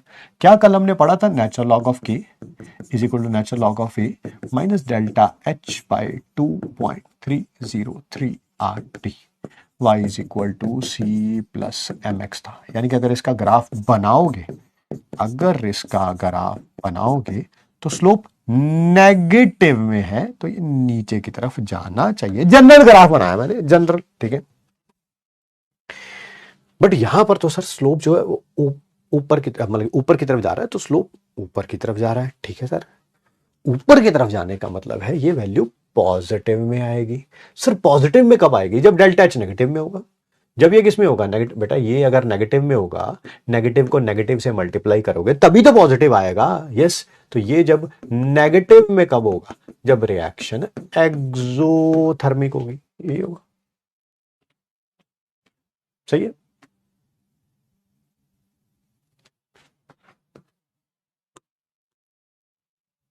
सर क्या रिएक्टेंट और भी रख सकते हैं? नहीं बेटा, जो क्वेश्चन में गिवन होंगे वही रखूंगा ना। एक सर्कल मिसिंग था, टाइपिंग एरर था, तो उसको सही कर दिया मैंने। अरे नाम अलग पांडे सर का रखा हुआ है, कह रहा है कि थैंक यू सर जी इतने अच्छे से पढ़ाने के लिए, most question think without ink से ही हो जा रहे हैं। नाम सही कर बे। थिंक विदाउट इंक से आज बहुत क्वेश्चन हो गया आयुष, बढ़िया जी। सर पता कैसे चलेगा H2O से ही डिसोशिएट करना है? अब वो ये देख लिखा हुआ है स्टीम। स्टीम क्या होती है बेटा? H2O ही तो होता है गैस की फॉर्म में, है? छोटी छोटी गलतियां ना करें। प्योर वाटर लिया है तो उसका क्वेश्चन लिखेंगे, प्योर वाटर लिया है तो उसको क्वेश्चन में लिखेंगे। गैस में है ना, गैस में। अगर यही प्योर लिक्विड में होता तो नहीं रखते, नहीं रखते। प्योर लिक्विड में होता, एक्वा सॉल्यूशन नहीं होता तो नहीं लगते, ठीक है। सर यहाँ आपको कैसे पता चला कि प्रोडक्ट बहुत ज़्यादा है? यहाँ पर हमें रिएक्टेंट का अमाउंट दिया नहीं है, हम जिससे हम कंपेयर कर सकते हैं रिएक्टेंट प्रोडक्ट से भी तो है। क्या कह रही हो सर? यहाँ आपको कैसे पता चला कि प्रोडक्ट ज़्यादा है? दीदी तुम रिवाइज करके आई नहीं हो, फिर वही बातें सारी चल रही। तुम भी भूमिका की बहन हो क्या? यहाँ पर हमें रिएक्टेंट का अमाउंट तो दिया ही नहीं है जिससे हम कंपेयर कर सकें कि रिएक्टेंट प्रोडक्ट से भी तो सादा सादा नहीं, पहली बात तो तुमने ज़्यादा लिखना था जो हमें नहीं दिया। दीदी मुझे इक्विलिब्रियम कांस्टेंट की, आप कैरेक्टरिस्टिक्स ऑफ इक्विलिब्रियम कांस्टेंट पढ़ो ना, उसके पहले पॉइंट में मैंने समझाया है कि के कब ज्यादा आएगा, जब प्रोडक्ट ज्यादा होगा। और प्रोडक्ट ज्यादा बनने का मतलब है कि प्रोडक्ट ज्यादा स्टेबल है। आप पढ़ो ना बेटा, आप रिवाइज करके करें, आपसे वीडियो कॉल पे बात करें, है अंशिका?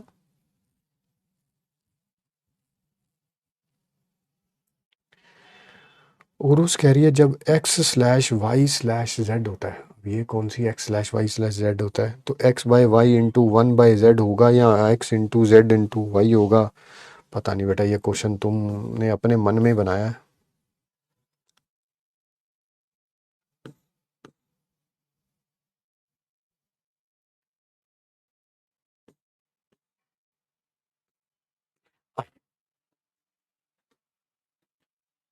नेक्स्ट बेटा बात करते हैं, दैट इज रिएक्शन कोशंट, ठीक है।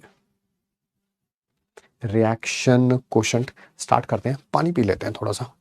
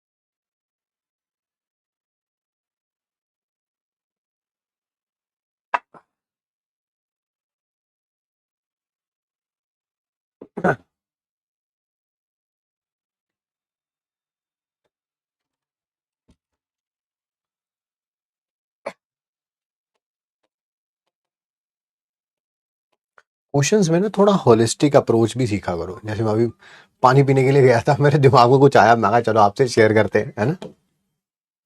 देख रहे तुम, गया मैं पानी पीने था, वहां पे भी यही सोच रहा हूं मैं, ठीक है।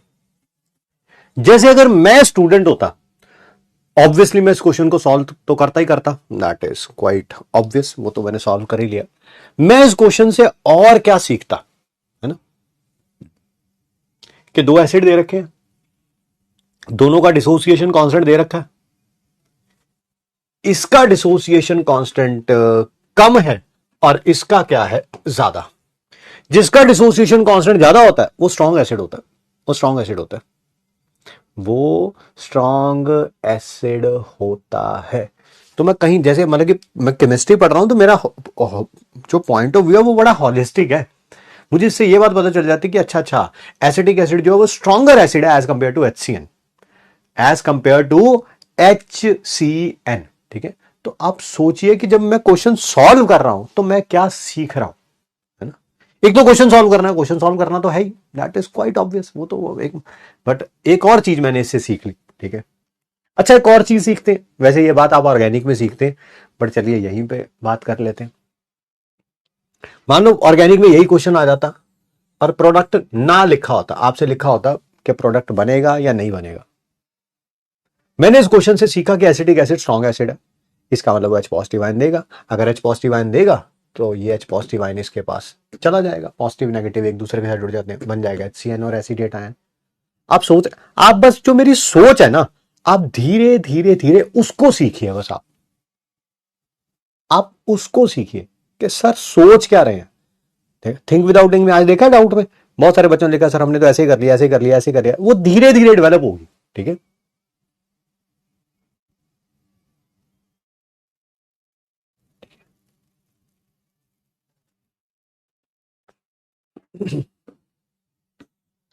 उसी क्वेश्चन से मैंने ऑर्गेनिक का भी कुछ सीख लिया।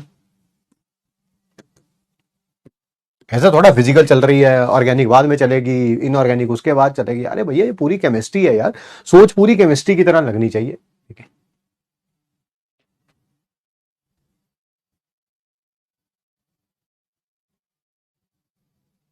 आइए आगे बढ़ते हैं, बात करते हैं रिएक्शन कोशेंट के बारे में। मैं समझाता हूं रिएक्शन कोशेंट क्या होता है, बट उसके से पहले मैं कोई रिएक्शन लिख लेता हूं। लिख लिया sir? A moles of A react with B moles of B to give you C moles of C and D moles of D। इसका इक्विलिब्रियम कांस्टेंट कैसे लिखा जाता है? इक्विलिब्रियम कांस्टेंट ऐसे लिखा जाता है सर, ऊपर कॉन्सेंट्रेशन प्रोडक्ट का, नीचे रिएक्टेंट का, raise to power their stoichiometric coefficient. फिर रिएक्शन कोशेंट क्या होता है और वो कैसे लिखा जाता है? रिएक्शन कोशेंट भी बिल्कुल वैसे ही लिखा जाता है जैसे इक्विलिब्रियम कांस्टेंट लिखा जाता है। अच्छा, यानी कि ऊपर कॉन्सेंट्रेशन प्रोडक्ट की, नीचे रिएक्टेंट की, raise to power their stoichiometric coefficient, ये है रिएक्शन कोशेंट। सर फिर दोनों में फर्क क्या है? व्हाट, अगर इक्विलिब्रियम कांस्टेंट भी ऐसे लिखा जाता है, रिएक्शन कोशेंट भी ऐसे लिखा जाता है, what is the difference between them? ये लिखा जाता है एट इक्विलिब्रियम। जब इक्विलिब्रियम आ गया है तो इक्विलिब्रियम पर सी की कॉन्सेंट्रेशन क्या है, डी की क्या है, ए की क्या है, बी की क्या है, ठीक है। ये इक्विलिब्रियम कॉन्सेंट्रेशन है ए बी सी और डी की। इक्विलिब्रियम पे कितनी कॉन्सेंट्रेशन है? ये क्या है? ये किसी भी टाइम एट एनी इंस्टेंट। मान लो आपका इक्विलिब्रियम आना है रिएक्शन का 5 घंटे बाद, कितने? 5 आवर्स के बाद। तो 5 आवर्स या उसके बाद कॉन्सेंट्रेशन सी की, डी की, ए की, बी की कांस्टेंट हो जानी है, वो रखोगे तो that is obviously equilibrium constant आएगा। अब 5 आवर्स टाइम को छोड़ के कभी भी रखोगे तो वो क्या कहलाएगा? That is a reaction quotient कहलाएगा। मान लीजिए अभी 1 ही घंटा बीता है, इक्विलिब्रियम कब आना है? 5 आवर्स के बाद आना। अभी सिर्फ 1 आवर हुआ है, ठीक है, यानी कि अभी इक्विलिब्रियम आया नहीं है, ठीक है। उस समय 1 आवर के बाद जो सी की कॉन्सेंट्रेशन होगी, डी की होगी, ए की होगी, बी की होगी, उससे अगर आंसर निकालोगे वो क्या कहलाएगा? That is reaction quotient. क्या कहलाएगा? रिएक्शन कोशेंट, ठीक है।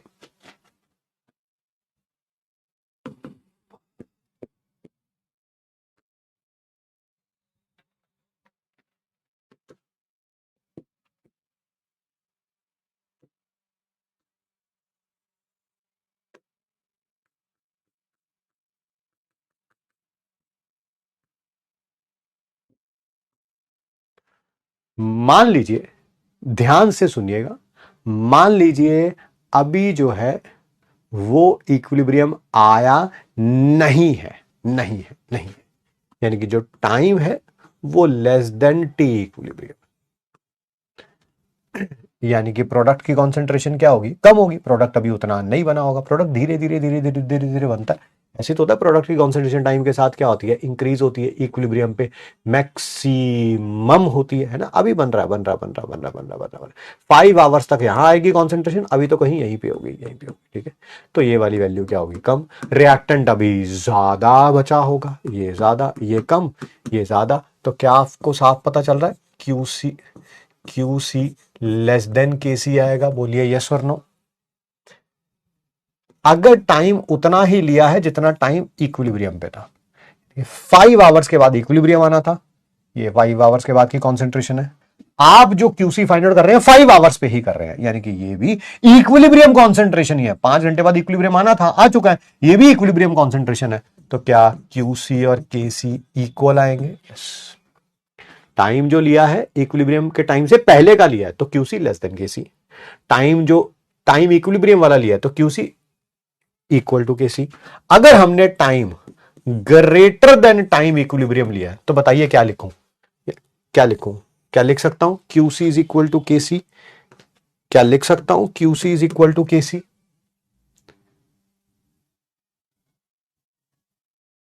क्यूसी इज इक्वल टू केसी।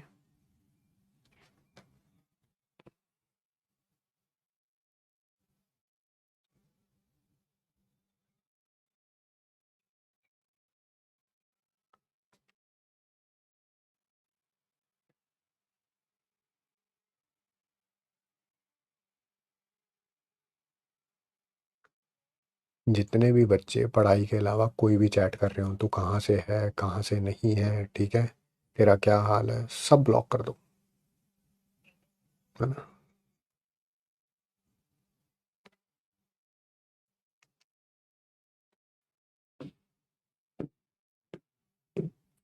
एक ही मंत्रा चलेगा भाई यकीन 2.0 में, या तो पढ़ो या खिसको, ठीक है। जाइए आराम से जाइए, यकीन 3.0 4.0 5.0 6 जाइए, आराम से जाइए, कोई टेंशन नहीं, कोई टेंशन नहीं भाई, ठीक है।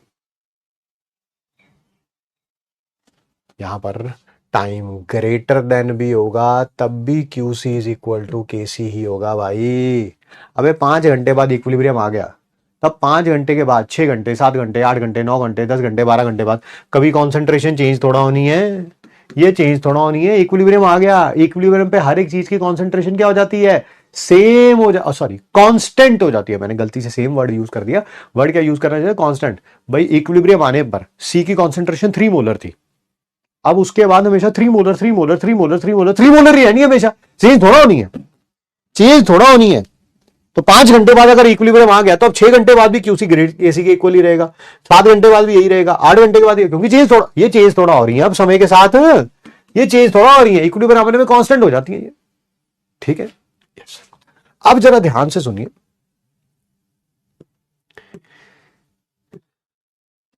थर्ड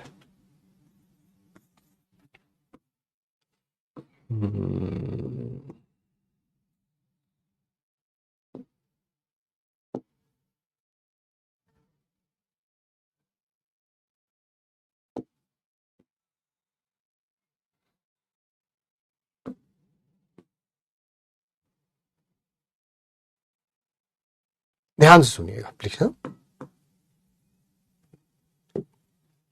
ये केसी है बेटा, ये केसी की वैल्यू है, ये क्यूसी की वैल्यू है, ये भी क्यूसी की वैल्यू है। आराम से सुनो, आराम से। पहले इन दोनों का कंपैरिजन करते हैं, इन दोनों का कंपैरिजन करते हैं। क्यूसी इज लेस देन केसी, क्या इसी के बारे में बात हो रही है? क्या इसी के बारे में बात हो रही है? यस, यानी कि इक्विलिब्रियम आने से पहले की बात हो रही है। अगर इक्विलिब्रियम 5 आवर्स बाद आना था तो अभी बात हो रही है 1 hour 2 hour 3 hour 4 hour 5 our.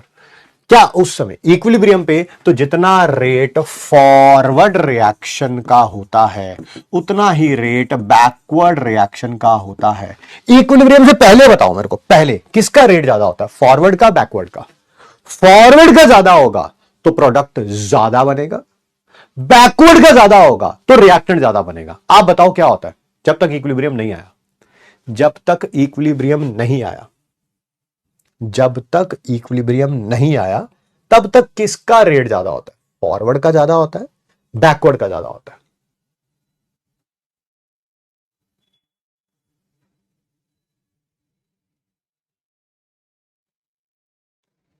Forward का ज्यादा होता है, पर प्रोडक्ट ज्यादा ज्यादा ज्यादा ज्यादा ज्यादा ज्यादा प्रोडक्ट बढ़ता जाएगा बढ़ता जाएगा बढ़ता जाएगा बढ़ता जाएगा बढ़ता जाएगा। ठीक है सर, ठीक है ठीक है ना। जब भी QC लेस देन KC है तो क्या इक्विलिब्रियम फॉरवर्ड की तरफ शिफ्ट हो रहा होगा? ये एरो का समझ आया? एरो का मतलब समझ आया कि इक्विलिब्रियम फॉरवर्ड की तरफ शिफ्ट हो रहा है। जब इक्विलिब्रियम आ जाएगा QC KC के इक्वल होता है, अब इसको आप चेंज नहीं होगा अनलेस और अनटिल आप इक्विलिब्रियम को डिस्टर्ब कर दिया। अनलेस और अनटिल आपने इक्विलिब्रियम को क्या कर दिया, डिस्टर्ब कर दिया। सर जब भी इक्विलिब्रियम डिस्टर्ब होगा दो ही तरीके से हो सकता है, या तो QC लेस देन KC हो जाए या QC ग्रेटर देन KC हो जाए। यही दो तरीके होते हैं डिस्टर्ब करने के। अरे राइट नाउ इक्विलिब्रियम आया था, QC KC दोनों इक्वल है, QC KC दोनों इक्वल है, ठीक है, ये QC है ये KC है, दोनों इक्वल है, ठीक है।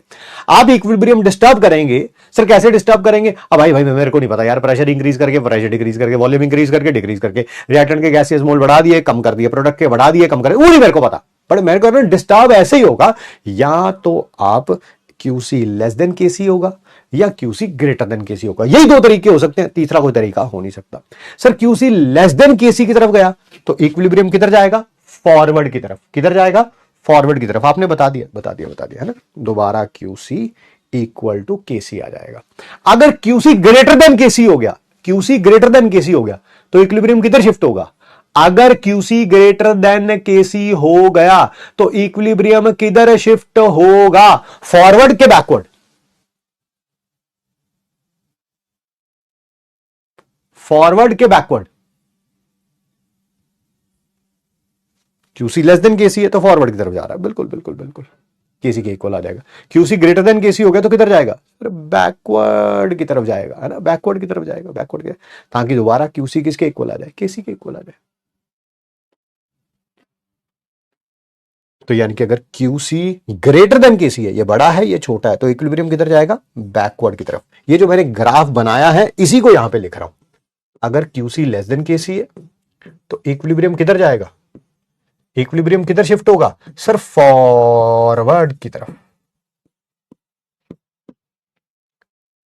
QC ग्रेटर देन KC है तो इक्विलिब्रियम किधर शिफ्ट होगा?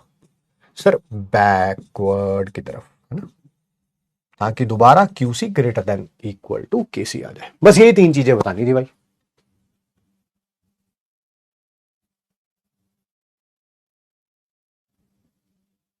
ओए मैंने अभी बोल दिया, फिर दोबारा कहते हो तो फिर दोबारा बोल देता हूं। QC लेस देन KC है तो इसका मतलब प्रोडक्ट ज्यादा बन रहा होगा, प्रोडक्ट ज्यादा बनेगा। QC ग्रेटर देन KC है तो रिएक्टेंट ज्यादा बन रहा होगा, ठीक है। आइए क्वेश्चंस करते हैं इनके ऊपर। एक रिएक्शन है कोई, 2A gives you B plus C, इसका KC दे रखा है। किसी टाइम पर कॉम्पोजिशन ऐसी है, किसी समय पर, अब वो समय दे नहीं रखा, इक्विलिब्रियम आने से पहले, इक्विलिब्रियम आने के बाद, इक्विलिब्रियम पे किसी समय पर A की, B की और C की कॉन्सेंट्रेशन इतनी दे रखी है। बताइए क्या करेक्ट है? रिएक्शन इक्विलिब्रियम पे है, फॉरवर्ड की तरफ जाएगा, बैकवर्ड की तरफ जाएगा, या कंप्लीट हो चुकी है? ठीक है भाई, यहां पे QC निकाल के देख लेते हैं, QC निकाल के देख लेते हैं। QC किसके बराबर आएगा? Concentration of B into concentration of C, नीचे कॉन्सेंट्रेशन ऑफ A का स्क्वायर। ये B की कॉन्सेंट्रेशन, ये C की कॉन्सेंट्रेशन, ये A की कॉन्सेंट्रेशन, A का स्क्वायर आएगा। सर क्यों स्क्वायर आएगा? अरे स्टोइचियोमेट्रिक कोएफिशिएंट 2 है यार A का। सर ये कैंसल आउट हो जाएगा, ये 1 आ गया। सर QC क्या आया? ग्रेटर देन KC आ गया, greater than KC। QC greater then KC है तो इक्विलिब्रियम किधर जा रहा होगा? बैकवर्ड की तरफ जा रहा होगा, बैकवर्ड की तरफ जा रहा होगा। प्रोडक्ट कम होंगे, रिएक्टेंट ज्यादा बनने लगेंगे। प्रोडक्ट की कॉन्सेंट्रेशन कम होने लगेगी, रिएक्टेंट की कॉन्सेंट्रेशन ज्यादा होने लगेगी, ठीक है। हर एक चीज को बहुत धीरे धीरे आराम से समझिए, बट रिवाइज जरूर करके आइए भाई। बहुत अच्छा क्वेश्चन है, लैंग्वेज में फंसाने की कोशिश करी हुई है। इक्विलिब्रियम कांस्टेंट किसी रिएक्शन का K है, ठीक है, और रिएक्शन कोशेंट Q है, ठीक है। किसी रिएक्शन मिक्सचर के लिए, किसी एक रिएक्शन हो रही है, उसमें K upon Q is equal to 0.3 है। K upon Q is equal to 0.3 है, यानी कि K कितना आ गया? 0.3 ऑफ Q आ गया, यानी कि K जो है वो लेस देन Q है। K जो है वो लेस देन Q है ना, एक से छोटा है ना, तो लेस देन होगा, ठीक है। अब बताइए, रिएक्शन मिक्सचर इक्विलिब्रेट हो रहा होगा टू फॉर्म मोर रिएक्टेंट। आप बताओ, जब QC ग्रेटर देन KC होता था तो इक्विलिब्रियम किधर जाता था? सर बैकवर्ड की तरफ जाता था। बैकवर्ड का मतलब क्या होता है? सर रिएक्टेंट ज्यादा बनेगा। क्या बनेगा? रिएक्टेंट ज्यादा बनेगा, रिएक्टेंट ज्यादा बनेगा। ये होना चाहिए यार। K जो है वो छोटा है, यानी कि Q बड़ा है। Q बड़ा का मतलब क्या है? इक्विलिब्रियम बैकवर्ड की तरफ जाएगा। बैकवर्ड जाने का मतलब क्या होता है? What do you mean by backward? Backward जाने का मतलब है कि इधर की तरफ जा रहा होगा, प्रोडक्ट से रिएक्टेंट बन रहे होंगे, प्रोडक्ट से रिएक्टेंट बन रहे होंगे, ये होना चाहिए। रिएक्शन मिक्सचर प्रोडक्ट की तरफ जाएगा नहीं, वो तो फॉरवर्ड होता तब जाता। इक्विलिब्रियम रेशियो रिएक्टेंट और प्रोडक्ट की विल बी 3, ये क्या है भाई? Equilibrium ratio reactant product will be 0.3, नहीं नहीं ये भी नहीं। करिए जी, ये क्वेश्चन करिए। असर्शन रीजन का क्वेश्चन है, असर्शन रीजन का क्वेश्चन है, आराम से करिए।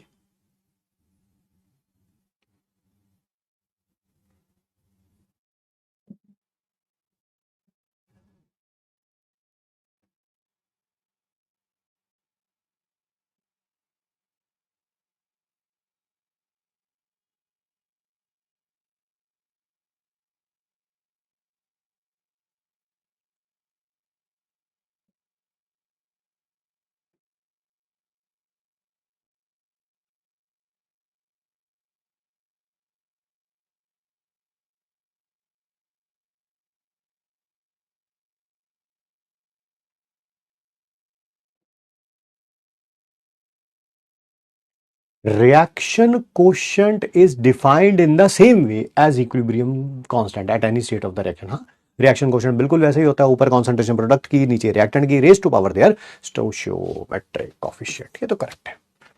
क्यूसी लेस देन केसी होगा, ठीक है, तो रिएक्शन मूव कर रही है डायरेक्शन ऑफ रिएक्टेंट में, नहीं नहीं, क्यूसी लेस देन केसी होता था तो फॉरवर्ड की तरफ जाता था। फॉरवर्ड का मतलब क्या होता है? फॉरवर्ड का मतलब होता है रिएक्टेंट से प्रोडक्ट ज्यादा बनेंगे, रिएक्टेंट से प्रोडक्ट ज्यादा बनेंगे, यानी कि रिएक्टेंट कम होने लगेंगे, प्रोडक्ट बढ़ने लगेंगे, ठीक है।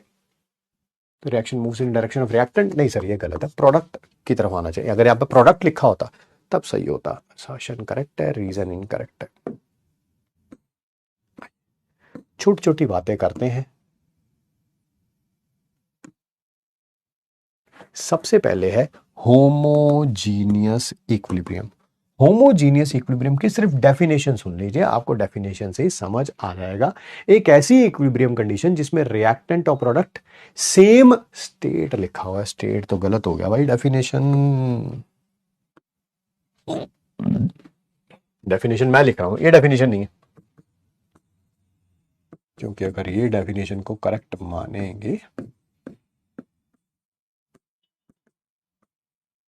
आर इन सेम स्टेट नहीं, सेम फेज होना चाहिए, फेज सेम होना चाहिए।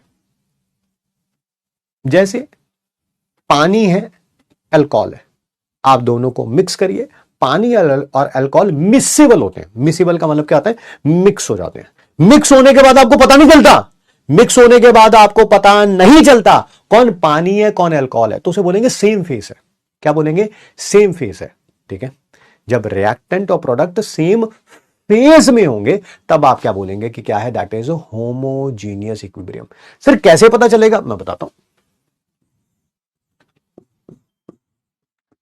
बोथ गैसियस होंगे, रिएक्टेंट भी गैस है, प्रोडक्ट भी गैस है। गैस हमेशा होमोजीनियस होती हैं, वो हेट्रोजीनियस होती नहीं, वो हेट्रोजीनियस होती ही नहीं। गैसेस का मिक्सचर हमेशा ही होमोजीनियस होता है। जैसे ये देखो, देखो इसमें रिएक्टेंट भी गैस में है, प्रोडक्ट भी गैस में है, तो आप कह सकते हैं कि ये एग्जांपल है किसका? होमोजीनियस इक्विलिब्रियम का। क्योंकि जब एक कंटेनर में नाइट्रोजन भी होगी, हाइड्रोजन भी होगी, अमोनिया भी होगी, आप बता ही नहीं सकते कहां नाइट्रोजन है, कहां हाइड्रोजन है, कहां अमोनिया है। नाइट्रोजन ऊपर भी होगी, नीचे भी होगी, बीच में भी होगी, हाइड्रोजन ऊपर भी, नीचे भी, बीच में भी, अमोनिया ऊपर भी, नीचे भी, बीच में, हर जगह होगी। होमोजीनियस मिक्सचर होता है, यूनिफॉर्म कॉम्पोजिशन होती है, ठीक है सर। और क्या हो सकते हैं? मिसेबल लिक्विड्स हो सकते हैं। ऑल लिक्विड्स नहीं बोला मैंने, मिसेबल लिक्विड्स बोला है। वो लिक्विड जो एक दूसरे के साथ क्या हो जाते हैं? मिक्स हो जाते हैं। वो लिक्विड्स जो एक दूसरे के साथ क्या हो जाते हैं? मिक्स हो जाते हैं। सर एग्जांपल, एग्जांपल अभी अभी बताया यार मैंने। ये इथेनॉल था, लिक्विड होता है, ये पानी है, लिक्विड होता है। दोनों को मिक्स करेंगे तो C2H5OH एक्वस बन जाएगा, और ये मिसेबल है, मिसेबल है, मिसेबल है। आपने एक बार पानी लिया, अल्कोहल लिया, दोनों को मिक्स किया, आप बता नहीं सकते अल्कोहल ऊपर है पानी नीचे है। पूरे मिक्सचर में ऊपर से लेके नीचे तक अल्कोहल है, पूरे मिक्सचर में ऊपर से लेके नीचे तक पानी है। हाँ, क्वांटिटी ज्यादा कम हो सकती है, भाई अल्कोहल ज्यादा डाला तो अल्कोहल ज्यादा होगा, पानी ज्यादा डाला तो पानी ज्यादा होगा, ठीक है। सर सेम स्टेट का भी तो यही मतलब है? नहीं, सेम स्टेट का ये मतलब नहीं है भाई, सेम फेज लिखना है, सेम स्टेट थोड़ा लिखना है। जैसे सर एग्जाम्पल दीजिए, एग्जाम्पल अगले पेज पे देता हूं एग्जाम्पल। हेट्रोजीनियस इक्विलिब्रियम, जब रिएक्टेंट दे रहा हूं एग्जाम्पल दे रहा हूं, रुक जाओ। And product are in different phase, different face.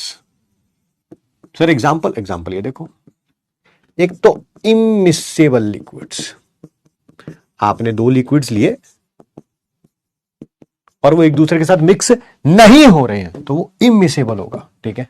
दूसरी बात है ना, जो कह रहे हैं कि सेम स्टेट लिखा होना चाहिए, दूसरी बात ये देख, दोनों की स्टेट सेम है, दोनों की स्टेट सेम है, बट दोनों का फेस क्या है, अलग अलग।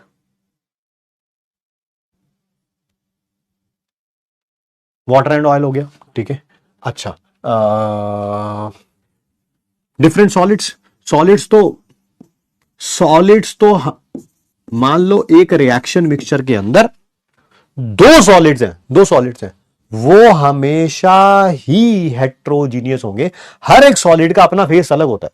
कई टीचर इसको यही पढ़ा देते हैं कि सेम फिजिकल स्टेट होनी चाहिए, सेम फिजिकल स्टेट नहीं, सेम फेज होना चाहिए, फेज सेम होना, फेज का मतलब बिल्कुल ऊपर से लेकर नीचे तक होमोजीनियस होने चाहिए। जैसे आप एक कंकर ले लो और एक पत्थर ले लो, आप उन दोनों को मिक्स करेंगे तो आपको साफ पता चल जाएगा कंकर ऊपर ज्यादा है या पत्थर नीचे कम है या पत्थर ऊपर ज्यादा है ना, अलग अलग नजर आएंगे भाई, अलग अलग नजर आएंगे।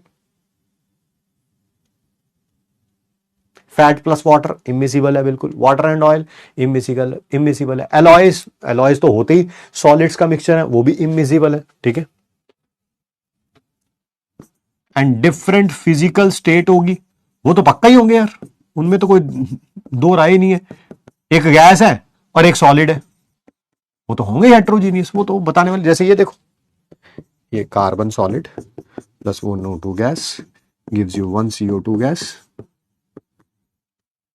ये हेट्रोजीनियस है क्योंकि ये इसका और इन दोनों का फेस क्या है, अलग अलग है। मैं आपसे क्वेश्चन पूछ रहा हूं, यहां पर टोटल नंबर ऑफ फेसेस कितने हैं इस पूरे मिक्सचर में? एक कंटेनर में ये भी पड़ा हुआ है, ये भी पड़ा हुआ है, ये भी पड़ा हुआ है, कितने फेसेस है? सोच समझ के जवाब देना।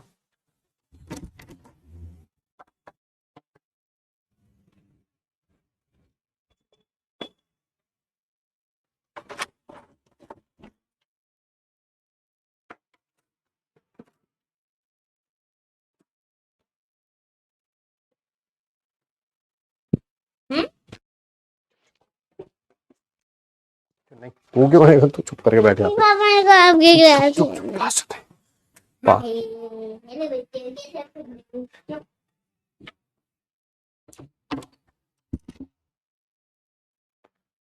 बिल्कुल आंसर सही है जी।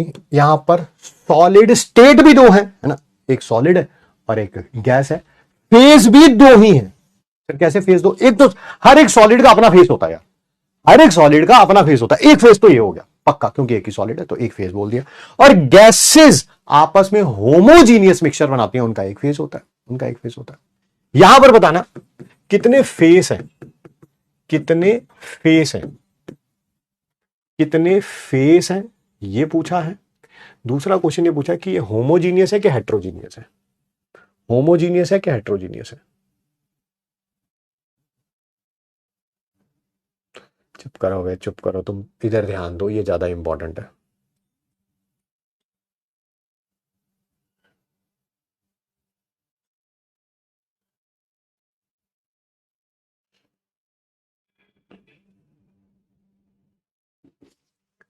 फेस हो गए दो, डिफरेंट सॉलिड्स का अलग अलग फेस होता है भाई, है ना, दो अलग अलग सॉलिड है, फेस भी कितने हो गए, दो। और ऑब्वियसली डिफरेंट डिफरेंट सॉलिड्स का हेट्रोजीनियस होता है भाई, हेट्रोजीनियस होता है। ये एक ऐसा एग्जाम्पल है जो मैक्सिमम टीचर्स गलत पढ़ाते हैं, मैं बार बार बोल रहा हूं, ध्यान रखिएगा। हाँ थोड़ी देर से करता था मैं, थोड़ी देर से। हम्म, हम्म। ठीक है जी।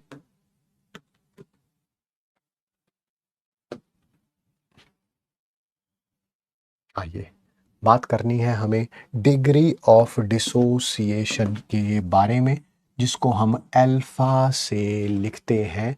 यहीं से हम इक्वेशन लिखना भी सीखेंगे कि इक्वेशन कैसे बनाई जाती है, और इसके बारे में डिटेल में पढ़ेंगे। बहुत टाइम लगेगा, आज जितना टाइम यहाँ पे लगा सकते हैं वो लगाते हैं, ठीक है, वो ज़्यादा इंपॉर्टेंट है।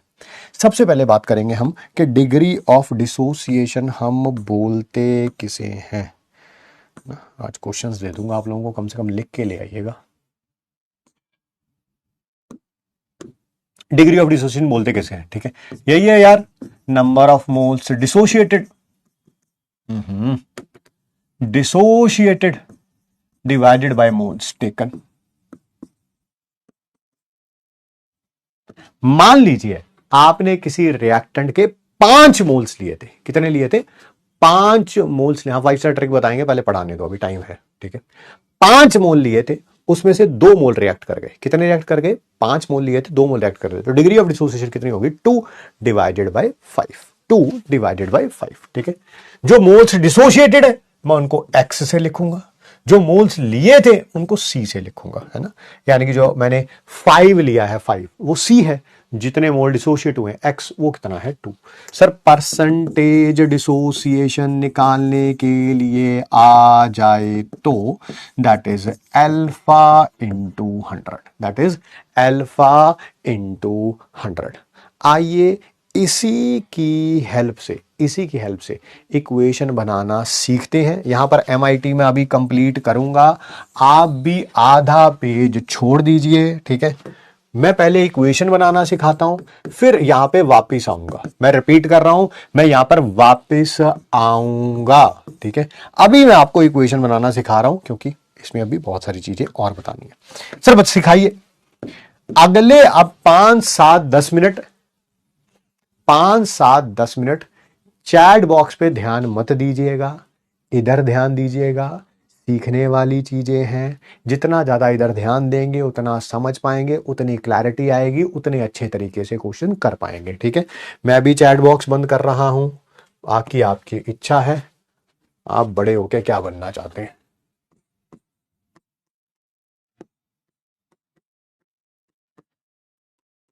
सर बड़े हम हो गए। अरे दिमाग की बात कर रहा हूँ, दिमाग से बड़े होना होता है, एज से नहीं। एज से तो सारे बड़े हो जाते हैं। एक कोई केमिकल इक्वेशन है, 1A गिव्स यू 1B। शुरू में इसके नंबर ऑफ मोल्स अगर नहीं गिवन है तो मैंने 1 मान लिया, तो ये कितने होंगे? 0। ऑब्वियस सी बात है sir, that is quite obvious. जब रिएक्शन शुरू हो रही होती है, प्रोडक्ट बना नहीं होता, तो नहीं बना होता, तो मैंने 0 मान लिया। टाइम टी, सर ये कितना टाइम है? पता नहीं कितना भाई, 1 मिनट, 10 मिनट, 15 दिन, वो I have no clue whatsoever, ठीक है। 1 मिनट, मुझे चैट बॉक्स ऑन करना पड़ेगा, नहीं तो मैं पूछ लेता हूं एक बार।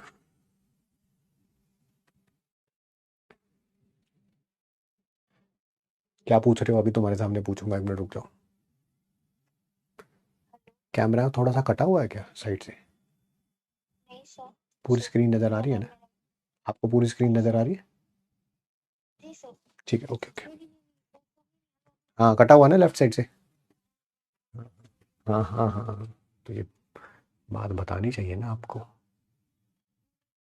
चार्ट डिसेबल कर दिया तो मैं तो चार्ट ही देख रही थी मैं।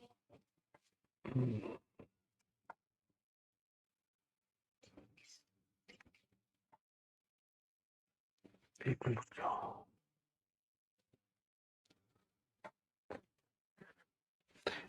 मैं जानता हूं थोड़ी सी ऊपर से लाइन नजर आ रही होगी, उस पर ध्यान ना दे, इस पे ध्यान दे, ज्यादा इंपॉर्टेंट है। आइए, टाइम 0 पर इसके मैंने मोल्स नहीं दिए हुए तो 1 ले लिए, ये कितने हो जाएंगे 0।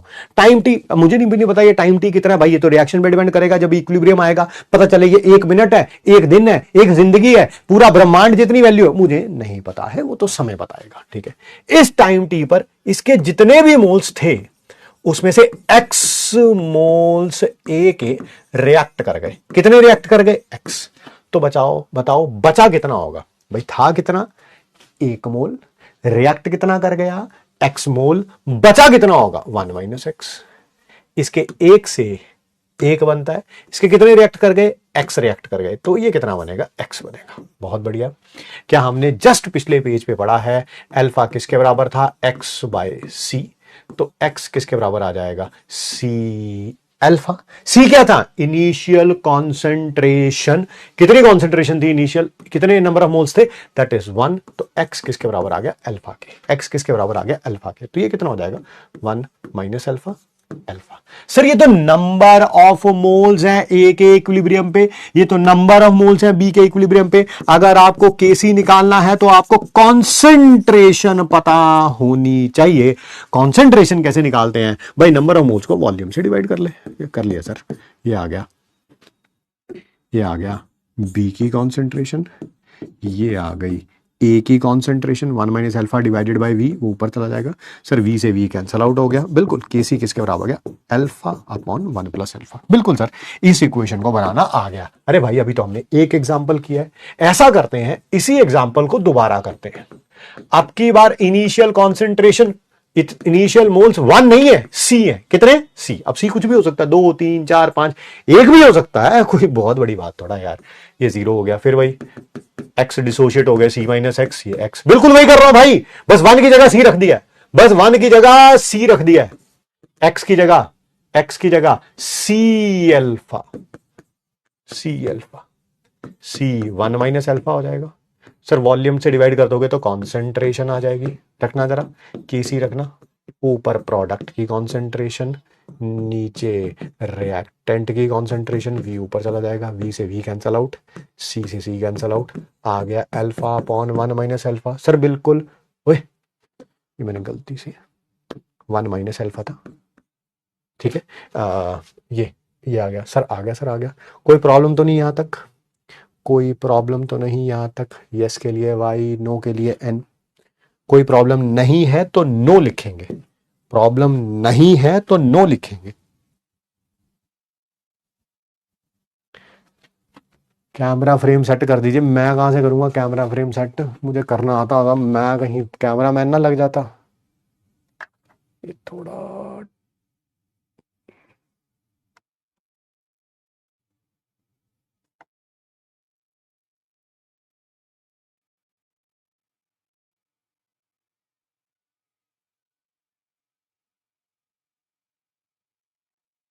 मेरे से नहीं हो रहा कैमरा।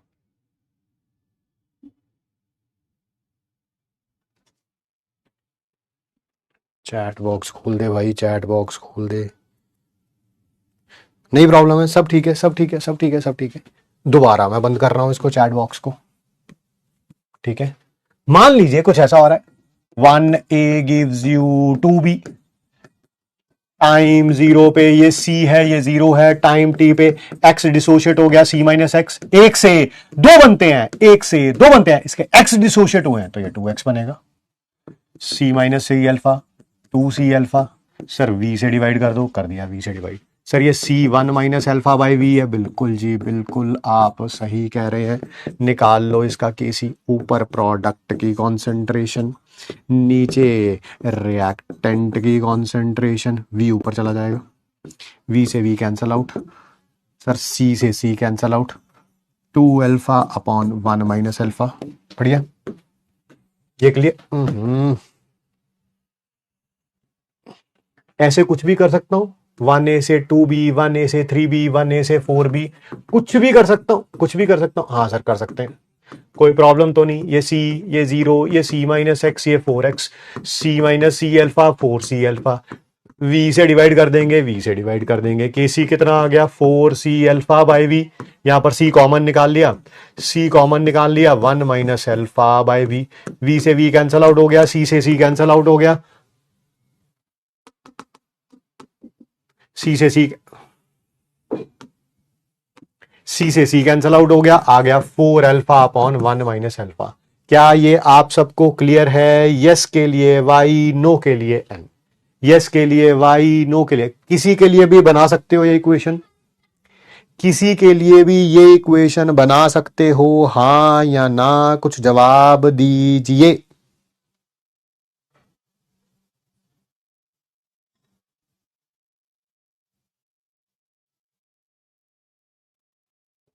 Yes yes yes. अब थोड़ा सा और अच्छा करते हैं इसे। मैंने जानबूझ के हमेशा ए का स्टोशियोमेट्रिक कोएफिशिएंट 1 और इधर का ही चेंज कर रहा था, 2 कर रहा था, 3 कर रहा था, 4 कर रहा था, ठीक है। अब मैं ऐसा कर रहा हूं, दो प्रोडक्ट बना रहा हूं। कितने बना रहा हूं? दो प्रोडक्ट बना रहा हूं, 1A से 2B प्लस 3C। ऐसे कुछ भी रख ले, अपनी मन मर्जी से रखना है भाई। शुरू में इसकी कॉन्सेंट्रेशन C00, एक्स डिसोशिएट हो गया C माइनस एक्स, एक से दो बनता है x से 2x, एक से 3 बनता है तो x से 3x, x की जगह C अल्फा, x की जगह C अल्फा, x की जगह C alpha. Sir C common निकाल लो, निकाल लिया। ये कॉन्सेंट्रेशन आ गई, V से डिवाइड करने पर कॉन्सेंट्रेशन आ गई। रखो इसका केसी, ऊपर प्रोडक्ट की कॉन्सेंट्रेशन, नीचे रिएक्टेंट की concentration C1 minus alpha divided bye V। Sir आपने गलती कर दी। हाँ गलती कर दी, मेरे को अभी याद आया, गलती कर दी। स्क्वायर नहीं लगाया, पीछे तो गलती नहीं करी मैंने, यहां भी गलती करी ना, यहां भी गलती करी ना, आपने बताया नहीं यार, इसका स्क्वायर नहीं आना था। अबे यहाँ पे स्क्वायर नहीं आना था, बताया नहीं किसी ने। जैसे यहां पर निकालो यार, ऊपर प्रोडक्ट की concentration 2C alpha by V का स्क्वायर है ना, स्क्वायर स्क्वायर। अरे भाई ये नहीं आना था, क्या हो गया? और C हिंदी में मार्क्स आए आज। 1 माइनस अल्फा बाय V है ना। आपने बताया नहीं यार, मैं कह रहा हूं समझ भी आ गया, कह रहे हाँ आ गया समझ सर, अब आगे बढ़ो।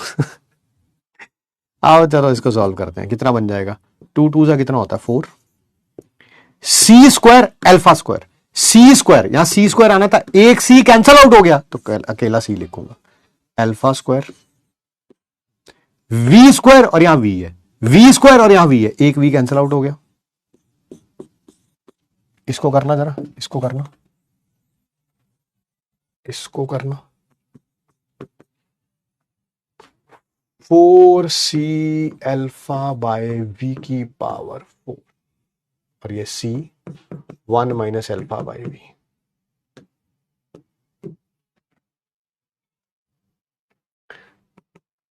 फोर की पावर 4 कितना होता है? 4 4 16, 16 4 64, 64 को 4 से करना बे, 64 को 4 से करना 240, 256, 256। C की पावर 4 आना है, एक C कैंसल आउट हो गया, C का क्यूब हो गया, अल्फा की पावर 4 हो गया। सर V की पावर 4 आना था, एक V से कैंसल आउट हो गया, V क्यूब हो गया। क्लियर है? समझ गए ना, समझ गए ना। सिमिलरली यहां पर भी ऐसा ही करना था, यहां पर भी इसको दोबारा लिख लेता हूं, वैसे भी लिखा रहने देते, कोई प्रॉब्लम नहीं थी, बट मेरे को लगा मैं दोबारा लिख लेता हूं। 2C अल्फा बाय V का square, 3C alpha by V का क्यूब, और ये तो वही है C1 minus alpha divided bye V, वो ऊपर चला जाएगा। सॉल्व कर लो भाई इसको, सॉल्व कर लो यार इसको। 2 का स्क्वायर कितना होता है सर? 4, और 3 का स्क्वायर क्या होता है? 27। 27 को 4 से करना 108। यहां C का क्यूब आना है, यहां C की पावर 2 आना है, C की पावर 5 हो गया, बट एक कैंसल आउट हो गया तो C की पावर 4, अल्फा की पावर 5। यहां V की पावर 2, V की पावर 3, V की पावर 5 हो जाएगा, एक V कैंसल आउट हो गया, V की पावर 4 आ गया, और 1 माइनस अल्फा। बोलो भाई क्लियर है क्या? बोलो क्लियर है क्या? Is that okay? अभी आज कुछ भी नहीं सिखाया मैंने इसमें, सिर्फ आपको इक्वेशन बनानी सिखाई है, सिर्फ आपको इक्वेशन बनानी सिखाई है। अब आपका छोटा सा काम है, इसके बाद कम से कम 3 पेज ब्लैंक छोड़िएगा, क्योंकि एक आध पेज बच भी जाएगा तो चल जाएगा। और उसके बाद ये क्वेश्चन लिख लेना, 2 3 4 5 6 7 8 9 10 11, बस 11। आज हम बात करेंगे यार 5 स्टार ट्रिक के बारे में।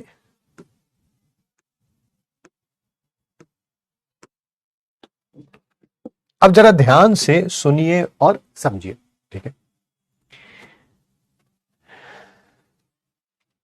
एक होता है यार पढ़ना, और एक होता है वाकई में पढ़ना। अब माने ना माने वो आपके ऊपर डिपेंड करता है। देखिए, मैं किसी को जबरदस्ती इस बात को सच फील करा के, ठीक है ना, मुझे कुछ मिलने भी नहीं वाला, है ना। मैं रिपीट कर देता हूं आपको, एक होता है पढ़ना, एक होता है वाकई में पढ़ना।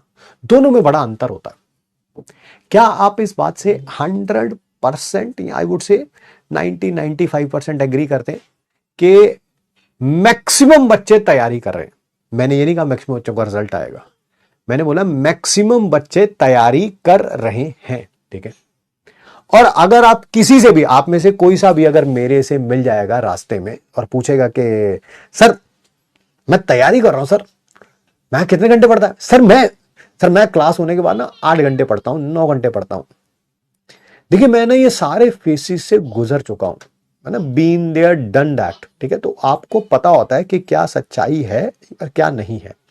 सच्चाई ये है, क्लास के बाद अगर कोई भी बच्चा 6, 7, 8 घंटे on an average full concentration से पढ़ रहा है, फुल कंसंट्रेशन, तो उसका सिलेक्शन हो जाता है, ठीक है। बट प्रॉब्लम यह है, हमें यही नहीं पता कि हम फुल कंसंट्रेशन से पढ़ रहे हैं या नहीं पढ़ रहे हैं, बट हम सबको बताते जरूर है कि हम फुल कंसंट्रेशन से पढ़ रहे हैं। दोनों बातों में फर्क है। भाई, पढ़ना और रियलिटी में पढ़ना में फर्क है, यही फर्क है। अगर आप मुझसे मिलेंगे, आपके मम्मी पूछेंगे, भाई पूछेंगे, भैया पूछेंगे, दीदी, कोई भी पूछेगा, आप यही बोलेंगे कि यार मैं तो फुल कंसंट्रेशन से पढ़ता हूं जी, 8 घंटे पढ़ता हूं जी, मेरा तो फिर भी रिजल्ट में जो है बहुत ज्यादा इंप्रूवमेंट नहीं हो रही है। मैं आज आपको एक ऐसी चीज देके जा रहा हूं, ठीक है, जिससे आपको पता चलेगा कि वाकई जो आप ये जो वर्ड बोलते हैं ना, जो भी दैट कैन बी वेरिएबल। कोई ये कह सकता है कि मैं क्लास के बाद 5 घंटे पढ़ता हूं, 6 पढ़ता हूं, 7 पढ़ता हूं, 8 पढ़ता हूं, 9 पढ़ता हूं, I agree with it completely. But क्या वाकई आप 5 घंटे में पढ़ते हैं कि नहीं पढ़ते हैं, 8 घंटे में पढ़ते हैं कि नहीं पढ़ते हैं, उसके लिए एक तरीका देके जा रहा हूं आज आप सारे लोग ये एक्सपेरिमेंट करेंगे, ठीक है, और झूठ नहीं बोलेंगे। The most important thing is झूठ। मैं झूठ बोलता नहीं हूं, मुझे झूठ बोलने वाले लोग बिल्कुल पसंद नहीं है, बिल्कुल भी पसंद नहीं है। सच बोल दो, कड़वा बोल दो, वो चल जाता है भाई, वो चल जाता है, ठीक है, बट झूठ नहीं बोलना चाहिए, ठीक है। आज आप सब लोग ये एक्सपेरिमेंट करेंगे, पता चलेगा कि वाकई आप कितने घंटे पढ़ते हैं या नहीं पढ़ते हैं, ठीक है। मैं आपको बताता हूं कैसे करना है, ठीक है। आज जब आप क्लास खत्म होगी, उसके बाद आपके पास कोई घर पे अलार्म क्लॉक होगी, नहीं तो फोन होगा, जो भी होगा, ABC व्हाट्सएवर दैट इज, ठीक है, उसमें एक स्टॉप वॉच ऑन कर लीजिए। मान लेते हैं आप दोबारा 4 बजे पढ़ने बैठते हैं, कुछ भी हो सकता है, ये 3:30 हो सकता है, 5 हो सकता है, वो आपके ऊपर डिपेंड करता है। 4 बजे मान लीजिए आपने स्टॉप वॉच ऑन कर दी। अब जितनी देर आप फुल कॉन्सेंट्रेशन से पढ़ेंगे without an iota of thought wasting the time, तब तक ये स्टॉप वॉच ऑन रहेगी, ठीक है। अब मान लीजिए 4 बजे आप पढ़ने बैठे और 4:30 पे आपको, है ना, वॉशरूम जाना है, चाय पीनी है, 5 मिनट यूट्यूब पे स्क्रॉल करना है, किसी दोस्त से बात करनी है, कुछ भी। जब भी आप उठेंगे, आप इस स्टॉप वॉच को ऑफ कर देंगे, बंद कर देंगे, आप उसी टाइम बंद कर देंगे, ठीक है। फिर उसके बाद जब वापिस आएंगे, है ना, 5 मिनट बाद आते हैं कि 15 मिनट बाद आते हैं कि आधे घंटे बाद आते हैं, आप फिर स्टॉप वॉच ऑन कर देंगे। फिर जब भी जितनी देर आप पढ़ रहे हैं स्टॉप वॉच ऑन रहेगी। जैसे ही आपको 1 सेकंड के लिए भी उठना है, कुछ भी काम करना है, मम्मी की हेल्प करनी है, खाना खाने जाना है, वॉशरूम जाना है, दोस्त से बात करनी है, आप स्टॉप वॉच को क्या कर देंगे, ऑफ कर देंगे। आई कैन एश्योर यू, जब आप रात को उठेंगे, आपको अपने बारे में ही एक कड़वी सच्चाई का सामना करने को मिलेगा। Unfortunately most of the students कहते हैं कि वो 8 घंटे पढ़ते हैं, बट रियलिटी में वो 8 घंटे नहीं पढ़ते हैं, है ना। जो आप उसमें हो भी सकते हैं, नहीं भी हो सकते हैं, वो आपके ऊपर डिपेंड करता है, ठीक है। आप एक बार जरूर देखिएगा, आज ये एक्सपेरिमेंट करिए, कल आप मुझे कमेंट्स में जरूर बताइएगा, कल कि आज आपने वाकई ये जो फुल कंसंट्रेशन, ये नहीं है कि आपने स्टॉप वॉच ऑन रखी हुई है और आप ख्याली पुलाव बना रहे हैं। बन तो जाऊंगी मैं डॉक्टर भूमिका, हॉस्पिटल का नाम क्या रखूंगी, भूमिका हॉस्पिटल अच्छा नहीं लग रहा, कोई और बढ़िया सा भूमि अच्छा है। भूमि थोड़ा हिंदी वाला नाम है, अर्थ रख लेती हूं, अर्थ है ना, हॉस्पिटल अर्थ। अरे भाई ये ख्याली पुलाव भी बनाने हैं तो आपको स्टॉप वॉच ऑफ करनी है उस समय, ठीक है। जब आप पढ़ रहे हैं स्टॉप वॉच ऑन है, उसके बाद आपकी स्टॉप वॉच ऑफ है, ठीक है। That's it. आप देखेंगे आज कितने घंटे आप पढ़ते हैं, ठीक है, वो कल आप मुझे बताइएगा। सेकंड थिंग, मैं एक और काम करना चाहता था, कल भी मेरे को बताना था, बट मैंने सोचा कि आज उसके बारे में डिस्कस करते हैं। यार मैं ना टेस्ट लेना चाहता हूं। सर वो तो आप ले ही रहे हैं, ठीक है, बट मुझे लगता है कि सॉलिड स्टेट बोल दिया, solution, some basic concepts of chemistry as well as redox, इनके टेस्ट बहुत बार हो गए हैं, ठीक है। मैं अब कॉन्सेंट्रेट करना चाहता हूं मेडिक्स टेस्ट थर्मोडायनामिक्स पे। तो सर उसमें नया वाली चीज क्या है? मैं ये चाहता हूं कि यार इसका टेस्ट ना रोज लिया जाए, रोज, ठीक है, कम से कम अगले 7, 8, 10 दिन, ठीक है, 7 दिन लगा लेते हैं, चलो कम से कम, ठीक है। नेक्स्ट 7 डेज जब भी क्लासेस होंगी, रोज टेस्ट होगा थर्मोडायनामिक्स का। 7-8 टेस्ट के बाद ना देखो, जिसमें इंप्रूवमेंट होनी होती है, जिसने करनी होती है इंप्रूवमेंट, वो शर्म आ जाती है कईयों को। देखो 5, 6, 7 बार टेस्ट होता है तो शर्म आ जाती है, और अगर नहीं आनी होती है तो भैया कईयों को तो ड्रॉप ईयर चेंज होने के बाद भी शर्म नहीं आती है, ठीक है। मुझे लगता है अगले 6-7 टेस्ट दिन लगातार थर्मोडायनेमिक्स को अगर हम रिवाइज करेंगे ना, तो हमारा लेवल चाहे वो अभी यहां है, वो डेफिनेटली रेज करके इसके आसपास तो आ ही जाएगा, ठीक है। तो कल से स्टार्ट करते हैं, ठीक है। कहां से स्टार्ट करेंगे, क्योंकि आज ही मैं बता रहा हूं, तो लेक्चर 1 से लेक्चर 3 मॉडरेट लेवल का टेस्ट लेंगे, ठीक है। तैयारी अच्छे तरीके से करके आइएगा। अगले 7 दिन लगातार जब भी क्लास होगी, आपका थर्मोडायनामिक्स का टेस्ट होगा, क्योंकि एक बार थर्मोडायनामिक्स भी हाथ में आ गया ना, तो चारों चैप्टर हाथ में आ जाएंगे। मुझे देखो, मैं टीचर हूं, मुझे सबसे ज्यादा पता चलता है, ठीक है, कि मुझे पता है वो पहले 3 चैप्टर हाथ में आ चुके हैं, इसमें 1 हफ्ता मेहनत करेंगे, ये भी हाथ में आ जाएगा, ठीक है। ओके, चलिए फिर मिलते हैं आपसे नेक्स्ट क्लास में। Thank you so much to all my मगरमच्छ, है ना, वो कहते हैं ना, जंगल में शेर से नहीं और पानी में मगरमच्छ से बैर नहीं रखना चाहिए। तो ऐसे मगरमच्छ बनो, खा जाओ भाई सबको, है ना, खा जाओ, है ना। सर हम तो वैसे भी कमेंट्स के अंदर कुछ मछलियों को खाने के बारे में सोचते रहते हैं। अबे बस कर भाई, बस कर यार।